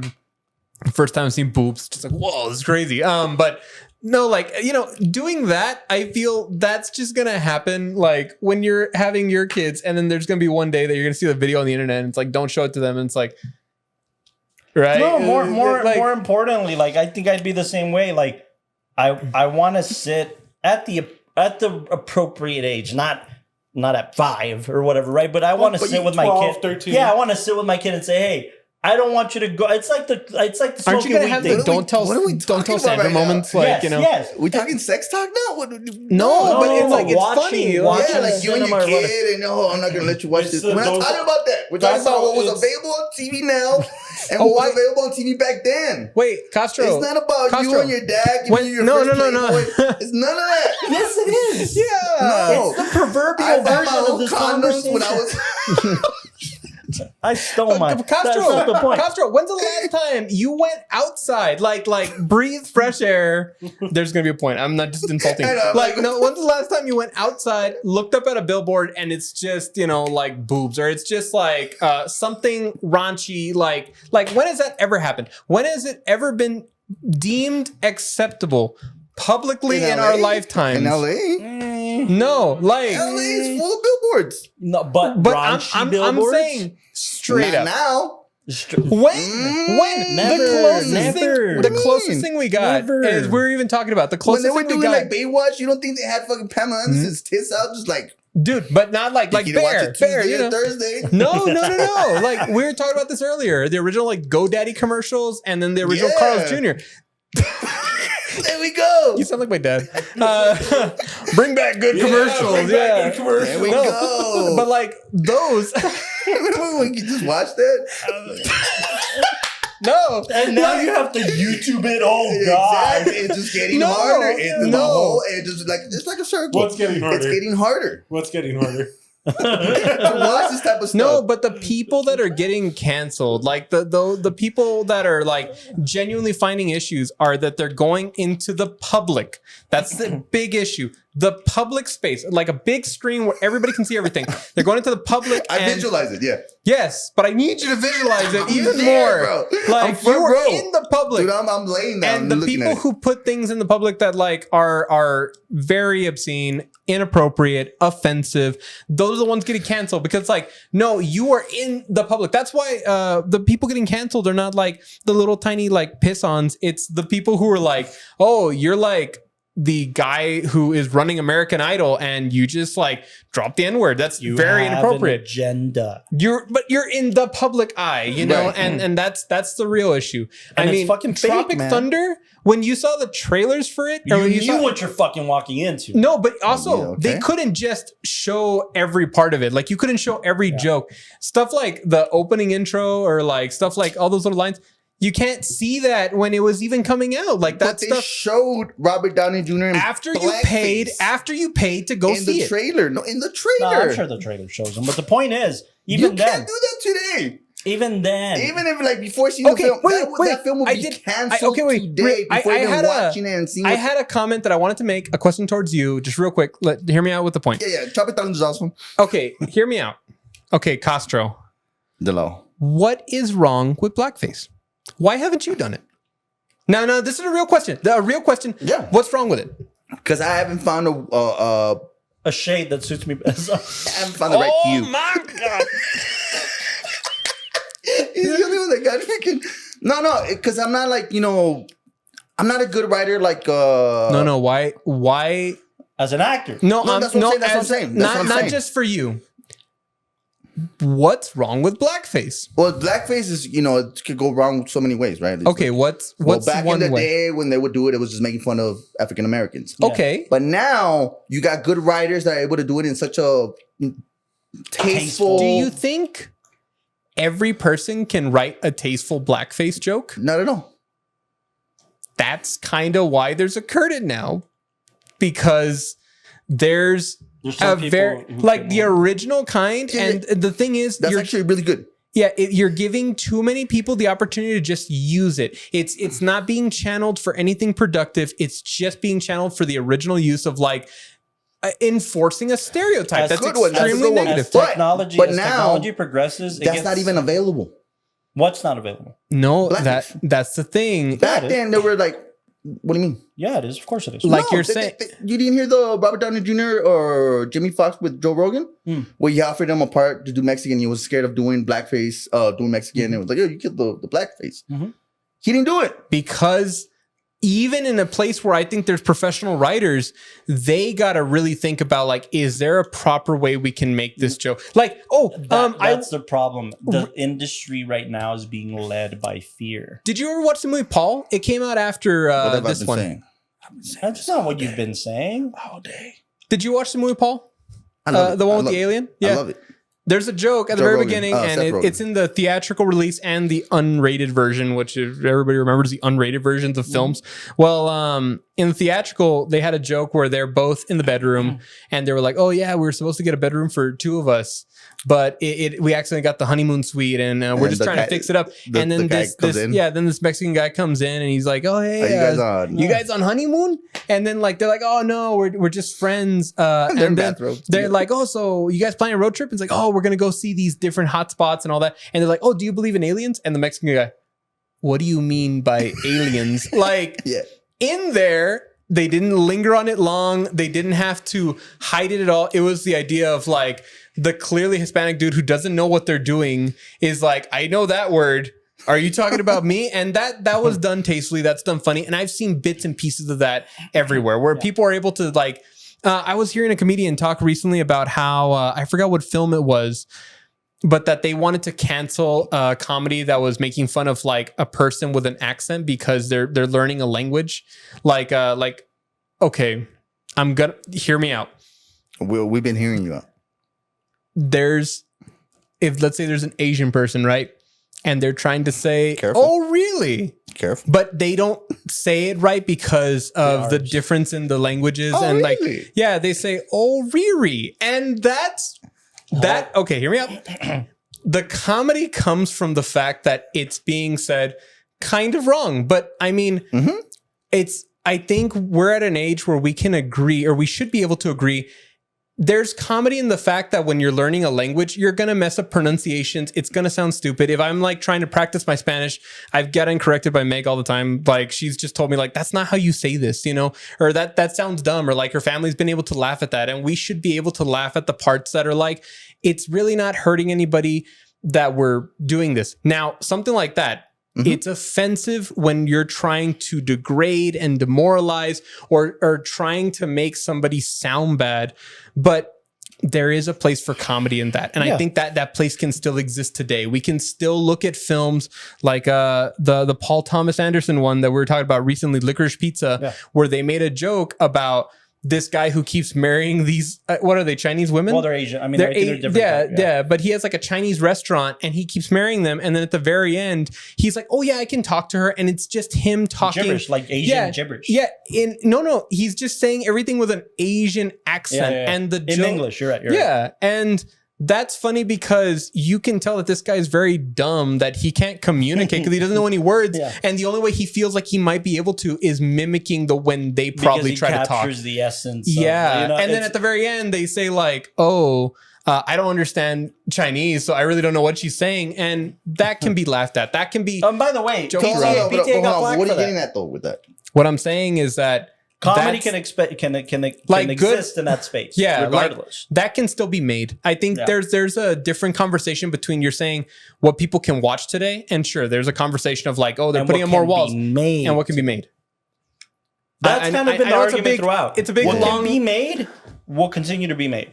It will continue. Sure, the industry's been driven by fear, but stuff like that is not going to go away. Yeah, it's going to exist. Okay, so let me get this right. Yeah. You're saying that right now it's oversaturated what's in public, and with these little sections, whatever. We can make it. Wait, Yeah, I think both of you are just getting obsessed with these little sections. No. Hold on. The little sections have to be as prominent. No, just to hear them out. When just more years, then that section's going to get just oversaturated with some crazy ass humor. Regardless, I think it can be made today. But that's okay. I think that's the only point I want to get out is that at the end of the day, stuff like this can be made, and it can probably be made more frequently thanks to the curtains. I see where you're going. Thanks to the curtains.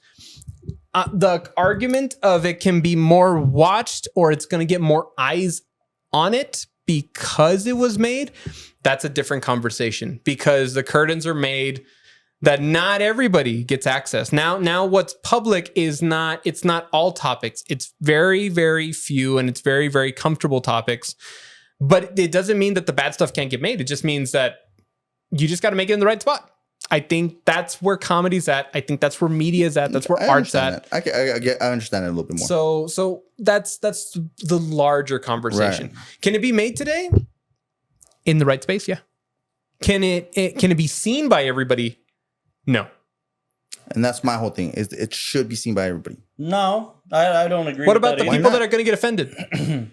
That's sensitive. That's why. That's you. That's how you're taking it, and you should be sensitive. I don't think they should. That's what this is about. I don't think they should be made. I don't think they should be watched by everybody. It's comedy. No, wait. I think you should have supposed to spark something. It's supposed to make a reaction. I think you should, dude. Just how you react is up to you. You and I are saying totally different things. But to hide it and make you look for it is kind of like It's not hiding it. That's what we're trying to say with these curtains. It's a little weird word. The whole point of this is, dude, you still want to protect your kids from it. You still want to look. For instance, if somebody is coping with something, in their life, like suicide, right, and they want to make something comedic about it to process it, they want to create a piece of art to process this pain, right? And somebody just lost somebody to suicide, a viewer, right? Well, maybe they shouldn't be the audience for it right now. But then don't look at it. It's in the public. It's in the public. You have the right to look at it and not look at it. But for somebody to be like, no, there's a community over here. Yeah. Go to that section over there. Then we're already distancing ourselves from what I think it's not the most negative thing in the world for people. The fucking world is going to shit, and you open up your phone and you open up Instagram. I don't think it's the worst thing in the world for you not to see somebody killing themselves as soon as you open Instagram. Sure. You know, it's the same thing as like seeing tits. It'll be a better world if I don't just open Instagram, see tits. You don't. But it's up to you if you don't want to see them or not. Okay, but then that becomes a question of, and I'll try to wrap it up. Yeah. That becomes a question of like, who is saying what should be allowed to be seen? Exactly. What you have to see and what you don't have to see. That's where, And I think it should be open for everybody. so. You think all information, all the time, everywhere, all at once is allowed and open for everybody, Yeah, because that's what made me today. or should be shown to everybody, not just allowed, but it should be shown. Meaning, I mean, obviously the whole age 18, you know, I you think can't.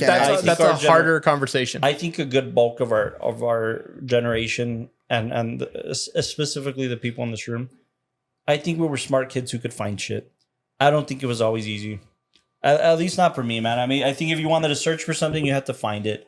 But that's what made us today. Yes. Whereas today, us, back then, today. yeah, we get you. You know what I mean, right? We wouldn't be as exposed to what we are, which made us today. We'll be a lot more sensitive to topics like this. I'm fairly certain that boomers are listening to you right now and being like, hell yeah, we're tougher because we were exposed That's to fine. real shit. Type it in. Type it in where? The boomers. That's my point. My point is every generation is going to feel like your generation was the best because of what you were either limited to or what you had access to. No. I'm just stating the facts. It was easier for us to see them.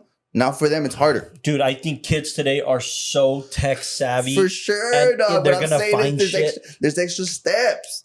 Just like us, we took extra steps. We have to drive over. For we have this to bicycle a whole mile to get a point. For this generation, there are not extra steps for them. There is in the literal point of it. For us, No, there it is in the literal point. Now for Pornhub, you have to go to another side and then go to another side. And whereas for us, is that what's bothering you guys? that's It's like- exactly, dude. That's 95% Listen, of my. we could go round and round in this conversation. I'm the so point sorry. is that Did I do this? no, I we mean, all did. I mean, we've all- it's important. It's important to talk about, but I think we should just end the episode by giving our ratings on Tropic Thunder. Yeah, I mean, you know, we're an hour and a half True, in. just so they can see where we're at. Yeah. Because obviously mine's a high rating and yours is either. What? I don't know. I just think I'm on the same point, like as I was saying. Last year, we gave a rating for comedy and the rating for cinema. I think we should nix the cinema portion and just give a rating for comedy. at least Okay, for this rating for month. comedy. That's great. So, Rating for comedy.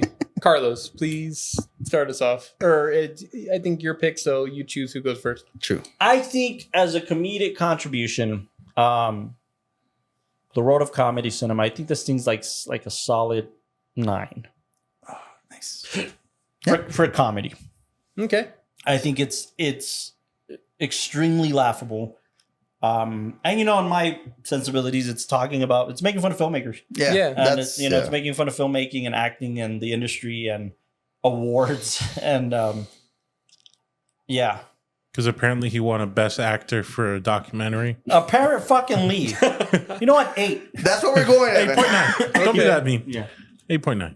9. I think since we're sticking to the new rule of we're just rating for comedy, I'll say this. I think a good comedy should have a lot of great one-liners. You should be able to just think of any quote in a film Memorable, that's yeah. a comedy and instantly, like, it takes you back, and that's going to be perpetually funny. I think when something can do that, I think then that's when it holds a really great place in comedy. That's why I love stuff like Airplane that just has so many one-liners to it. Good This comparison. one, I felt the exact same way.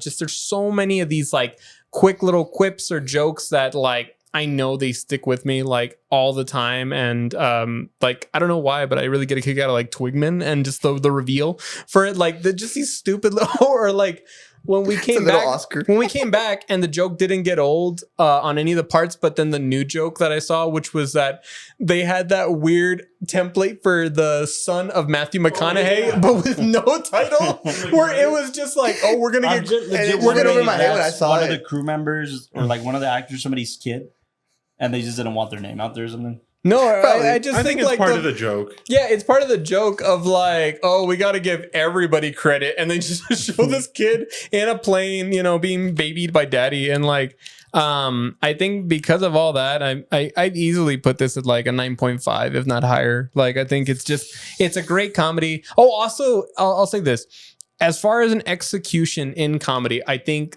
not everybody wants to give comedy a lot of investment because you don't know if it's going to succeed. You don't know. I mean, Because even of fear of cancel culture. yeah, Yeah. because of fear of cancel culture, which was a large part of the conversation. And I think with this one, it's really cool to see Ben Stiller say, We got a good story idea. We got the right people behind it. Let's just go full for it. And it's amazing and it's inspiring because to your point, Costa, dude, man, I got a job and I have a mortgage and I have a wife and, I would never want, to put any of that at risk over a joke. Oh, and then But at the same time, dude, It creeps I in. gotta put my fucking money where my mouth is. Like I if I believe in art and what art should stand for, then fucking don't ever let anybody limit your art. 100%. 100%. 9.5. Austin? Solid 9.3. Nice. 9.3. Everything above 9, nice. 9.3. Why 9.3? I think it's hilarious. Very touchy subject as we've explored on this podcast. Yeah. Yeah. I don't know. It's 9.3. I can't justify it giving it a 10. Mm-hmm. Yeah. Yeah, I feel like there's funnier. Yeah, there's funnier comedy out there. There's hold there's- your stomach funny, right? Yeah. And this isn't quite that, but there's a lot of good stuff. Yeah. I think that this one does have a lot of lulls, but the lulls are to basically develop the narrative, which is like the Yeah. setup. So then that way it can give you a punchline, see, I don't know. I feel like it does have a lot of merit to it. So 9.5 is still there, but yeah, 9.3 makes sense. Castro, end of the day. Yeah, I think I'll probably give it 9.5. I mean, everything you guys said, but also, just coming from, being an aspiring actor and being on set, I love the characters. You got the guy that goes overboard in his roles. You got the guy that's Tom Cruise, who's a psychopath just in between. And then you got the drug dealer with Jack Black. You got the crazy director. I was like, I forget what the kid's name is. The one who was like the map guy and all that kind of stuff. Jay Baruchel. Jay Baruchel? Oh, yeah. What's the name he of was the actor? Yeah, that was the fourth guy. I loved his character in this comedy, like casting, just because seeing everybody else being nuts and then him just trying to do his job and like he went to like the trainings and all that kind of stuff. Yeah. Like I love the scene when he's just trying to pee genuinely. Like he's just like, I just need to pee. And then everybody's Let me coming know up you like, would, bro. I don't have to pee. What's going on, dude? I don't really have to and pee, every time, Then the kid- Yeah, and then Ben Stiller gets the booty sweat. It just, No, but what's even better is the fact that every time anybody walks away, they hit him, and you I'll see him slap like him on the struggle, like he's trying to get back into it. Oh my god! As somebody who has like a pee shy fear, like that was the best joke for me. But yeah, What were they making fun of It's the scary. rappers wanting to be actors? It's scary. That's what they were going for? Oh, were they poking fun at with him, Booty Sweat guy? Yeah. I mean, the guy who's just in it for the money and But Yeah. who has it? Like Ludacris? Nobody's been over the top like that. no, but I feel like brand it's deals and shit like that, like 50 Cent. Vitamin water and fucking, Or like- the But like- Beats pill back in the day. I guess that's true. oh my god, the Beats pill. I feel like it's just any actor who sells out because Yeah, even like when yeah. they were like thinking Okay. like, oh, we're doing the scene, it's like, oh, let me just pull out this 1959 accurate booty sweat that I'm gonna drink. Like all those moments are so Yeah. stupid. And by the But way, yeah, it's also commentary on all the rappers in the 2000s that wanted to be movie stars. yeah. Yeah, like DMX and all those. Like Yeah, Nelly, yeah, true. Ludacris, Nelly. 50. that's still kind of happening. Yeah. Look at Lil Yachty. Yeah, but I give it a 9.5. And also just because, it stretched it pushed the bar on what comedy was back then. Almost And tore the can't- grip apart. What? And could be. And could be, yeah. I mean, By the way, they were the Brandon T. Jackson character. They had reached out to Kevin Hart first. Oh, you were saying that they had a lot of different people that they wanted. Oh, yeah. So- Get a look. Yeah. Give us So a for little taste of that. instance, the Who's going to be Robert? no, not nobody. Yeah, right. Okay. Nobody had the balls. Yeah. And by the way, even Downey, like Iron Man hadn't come out yet, Oh. but it was about to. It was around that time. So it was a gamble almost. Oh, wow. No, but Kevin Hart basically said, like, I don't think I'd be a convincing gay guy. He's like, you need Yeah, you that would. for the end. I was like, yeah. Short. Yeah, you need him to be like, I mean, this guy's like super soft skinned, just kind of like. He did a good job. He did perfect. Yeah, he did. Anyways, What about Ben or any of so those? yeah, that's kind of the funky part. Ben Stiller originally was just gonna play like a minor role, and he was gonna cast somebody else, and then somebody dropped, and he had to fill in or something. But the Matthew McConaughey role was gonna be given to Owen Wilson. I can see Oh it. man, I that would can have see been it. so I fun. can see it. Unfortunately, this was the year that Owen Wilson tried to commit suicide. Oh And shoot! while So he he was wasn't com- available. No. Oh, dang. No, unfortunately. They couldn't hide the scars, bro. He's better now, right? Yeah, he is. Oh, okay. Yes. Why did they just do Luke? Wow. Oh, I'm sorry. Never mind. Let's just get off the Wilson train. Would have been okay. You know, 'cause Owen Luke was tried to taking get care off of his the- brother. Yeah, Owen tried to get off the Wilson train, but And who's gonna be Jack Black? the wild card. No, Jack it was White. written for Jack Black. Of course. It was dude. written for him. Yeah, you could. definitely In tell. fact, they modeled the character to be after Chris Farley. Unfortunately, yeah, the I mean, I only could see reason it. Jack Black didn't want to do it, believe it or not, stupidest thing in the world, he didn't want to dye his hair blonde. He declined the role at first because he didn't want to dye his hair blonde. That's weird. Yeah, and then he was like, "Okay, fuck it." And I then, just remember that story of that bull. What is it? A water bull? Oh yeah, that was pregnant. Yeah. Because it kind of like It threw his ass chucked off. him off. It was the water buffalo was pregnant, and then nobody knew until like one day they arrived on set and it had its fucking calves. And they named it Jack Black. really? Oh, that's crazy. No, there's a bunch of different kind of casting stories where they could have been. I heard Tom Cruise was the hardest one because he was going through the whole Scientology controversy. But Ben Stiller was so adamant about it. I heard that. I think Tom Cruise just came and did a solid. Like it was just like the only difference was that he improvised most of his lines, and the only condition was that he hired his own makeup artist, and like whatever they do, and that's why the big ass hands. Harry. His name is Les. What was his name? Grossman. Les Grossman. Les Grossman in French is enormous hands. That's why his Grossman? name is Les Grossman. So funny. You know, shit like that. And for instance, I think my favorite story is Tobey Maguire for the commercial, Oh, I don't know this. for the trailer. Yeah. So basically, they had casted some other actor who was like a B-list actor. Like, you probably knew him, but it wasn't going to be as funny. It had to be somebody. And then he kind of talked to Tobey Maguire, and he's like, well, Ben Stiller's a friend. I'll come and help him out. And Robert Downey Jr. and Tobey Maguire played lovers in a film once upon a time Back in the day. when they were younger. Oh, wow. I Really? forget the name of the film, but they were in a film together, and they played lovers in that film. Perfect. So what happened was Toby's manager called Ben and said, you got him for 3 hours, and then he's flying to Europe for his next movie. 3 hours. You got him for 3 hours. Make it work. And they fucking shot it in 3 hours. Wow. And then he Oh. bounced. He just did a solid for them. What was Okay. it called? Satan's Alley? Satan's Alley, yeah. Oh my God. Can I tell the Jason story real quick? Oh, yeah. Yeah. I don't know if you had an anecdote that you wanted to end off the episode with, or No, I don't think so. I think we could probably end with that one. Okay. So here's the story. Our good friend, and I'm so sorry that I'm taking your joke, Jason, but here we are. Our good friend Jason, producer extraordinaire, used to work at FYE when he was younger.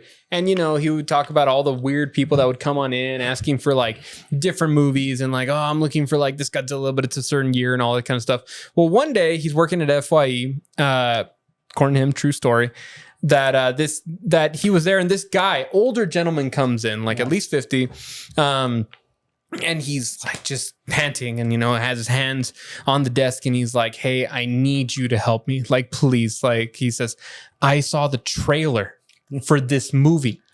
It was the greatest thing I've ever seen, and I've been looking everywhere and asking everybody. I've been to all the Blockbusters, I've been to all the Hollywood videos, and nobody has it, and they all think I'm crazy, and I know it's here, and you guys always have like every media, so please help me out. And then, you know, Jason's like, okay, dude, what do you want? Like, I'm not getting paid enough. And the guy's like, okay, so all I know is that about these two priests, and like they fall in love, but their love's like forbidden, and they're like in Ireland or something.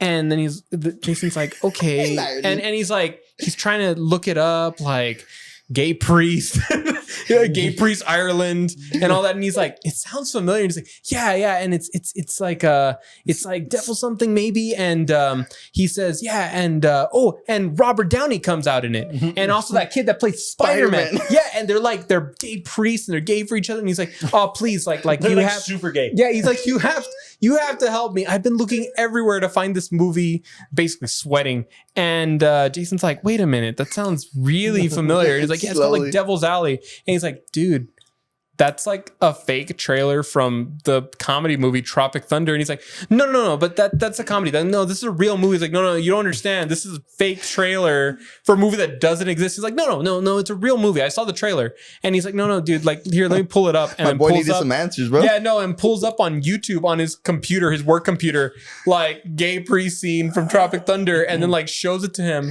and he's like, I've never broken somebody's heart so fast. Where he's like, so it's not real, and it's like, no, it's a joke. It's poking fun. Yeah, That's and good. then- Had to take an extra step to go to YouTube. Oh yeah, To break this guy's heart. we had to take an extra He step. shouldn't have said every anything. day. He should just give him the DVD. It's like, that's the one. Oh man, Because oh, it that would have way. Hey, That's the great. one. that would have Just keep broken watching his it. heart. Keep Yeah. wa- They eventually become priests. Just keep watching. And by Oh the my way, God. I mean, like opening the film that way was just kind of genius, right? Like, Beautiful. because if you're in the theater, And it's showing you like each one how their careers are. It tripped me out because even like in the DVDs and all that, I remember originally it skipped the main menu and it would go straight into that. So you get the trailers for real movies, yeah. and then it would jump straight into the movie. So it's Yeah, trailers yeah. for the fake movies. So Yeah. I remember that always tripped me out. I'm like, what the hell is this real? And then I was like, oh wait, no. Who Like, left the fridge open? oh, it's so stupid. Tropic Thunder, ladies and gentlemen, we think it's a great comedy pick, and Fantastic comedy pick. I know that this conversation went everywhere, but I think it was a good one to good have. reason. I think the Yeah. big question about comedy and comedy cinema right Yeah. now is where's it at? Especially Yeah. right now. Where's it at? Where's it at right now? Can it be done? Can it be done effectively? Can it be done just as hilariously, if not more hilariously? You Yeah. know, I mean, it's I think cinema and comedy were kind of in a great place when they really, really, really picked up in the 70s and 80s. Woody Allen for me is a great example of that. I think Woody Allen's comedies are cinema. Yeah. And then he gets canceled, and his films aren't really doing shit right now. And they're still great. He's just canceled. He's just Can you blame him for what is canceled? no. I'm not gonna get into that. I'm not gonna into that. My point is, he's still a great storyteller. Yeah. Yeah. And even then, like before he got canceled, he was making films that were still great comedies, but they were surviving in that weird era of comedy and weird era of cinema that you just don't know where they're going. So I think by the same token, right now we're kind of in the same state. I think there's still a lot of great storytellers that could potentially be great filmmakers. Yeah. And by that token, kind of great comedians to do cinema. But the industry's living in fear. And I think it's going to change. Yep. I think it's going to get better. I think comedy and cinema are both at a great place artistically that there's no way they're not just going to break through that barrier and do some good shit. And just to end it with kind of with something like that, I just think the internet Mm-hmm. is too big of a voice and too big of an entity that it's already in everybody. Every artist, even the person being born right now, it's getting implemented, installed into their head. That Fight that voice. for sure, no, for sure. Fight that voice. Fight that inability to like make cinema or make comedy, make art for the sake of making art. Yeah. Anyways, going into comedy month for next week. Are we doing his pick? Dynamite. We're doing Black Dynamite. Talk about political correct. Oh, talk about films that are like Not very politically no, but films. nodding into the fact that they're films. Oh yeah. Oh, yeah. The Militant. The Militant to start. Fucking great. Exploitation films. I don't think we've ever talked about one. Yeah, and we're gonna do a spoof of an exploitation film. What else are we doing in comedy month that people can look forward to? Semi-pros. Will Finally. Ferrell. He's the entertainer, starting forward, owner. We can now openly announce August 9th. Yeah. We're coming back to Aaron and George's Film Cafe for our 100th episode. We're going to be talking about 2001: A Space Odyssey. Beautiful, man. You have the button for that. Oh, I do. Hold on. Hold on. We can't hear it. So I know, great. But Gasso can hear it. Yeah. Okay. We're talking about 2001: A Space Odyssey. It's the 100th episode of the WatchTower Film Podcast. Oh, you're doing a seizure. Come out to Aaron and George's Film Cafe. Screen the film with us. I think we're Yes. going to try to get started a touch earlier, like 6. Yeah, because it's a 2.5 hour film. 2.5 hour movie, so we want to give everybody enough time to, stick around and still stick around for the recording. So More details Exactly. coming on social soon. yeah, so stay tuned on social media. We'll post some cool stuff about it. It'll be leading behind up the to it. curtain. But that's what's coming up in the next few weeks. If you guys want us to review anything else, I think next month we're doing westerns. Trilogies. We're doing trilogies. And then after that, we're doing westerns. That's going to be a big month. Yeah, big month for trilogy month. So stay tuned for all of that. Thank you for tuning into the WatchTower Film Podcast. Please make sure to subscribe and like and share. And we'll see you next week. Love you. Thanks for guys. sticking around. Good night, everybody. Bye, everybody.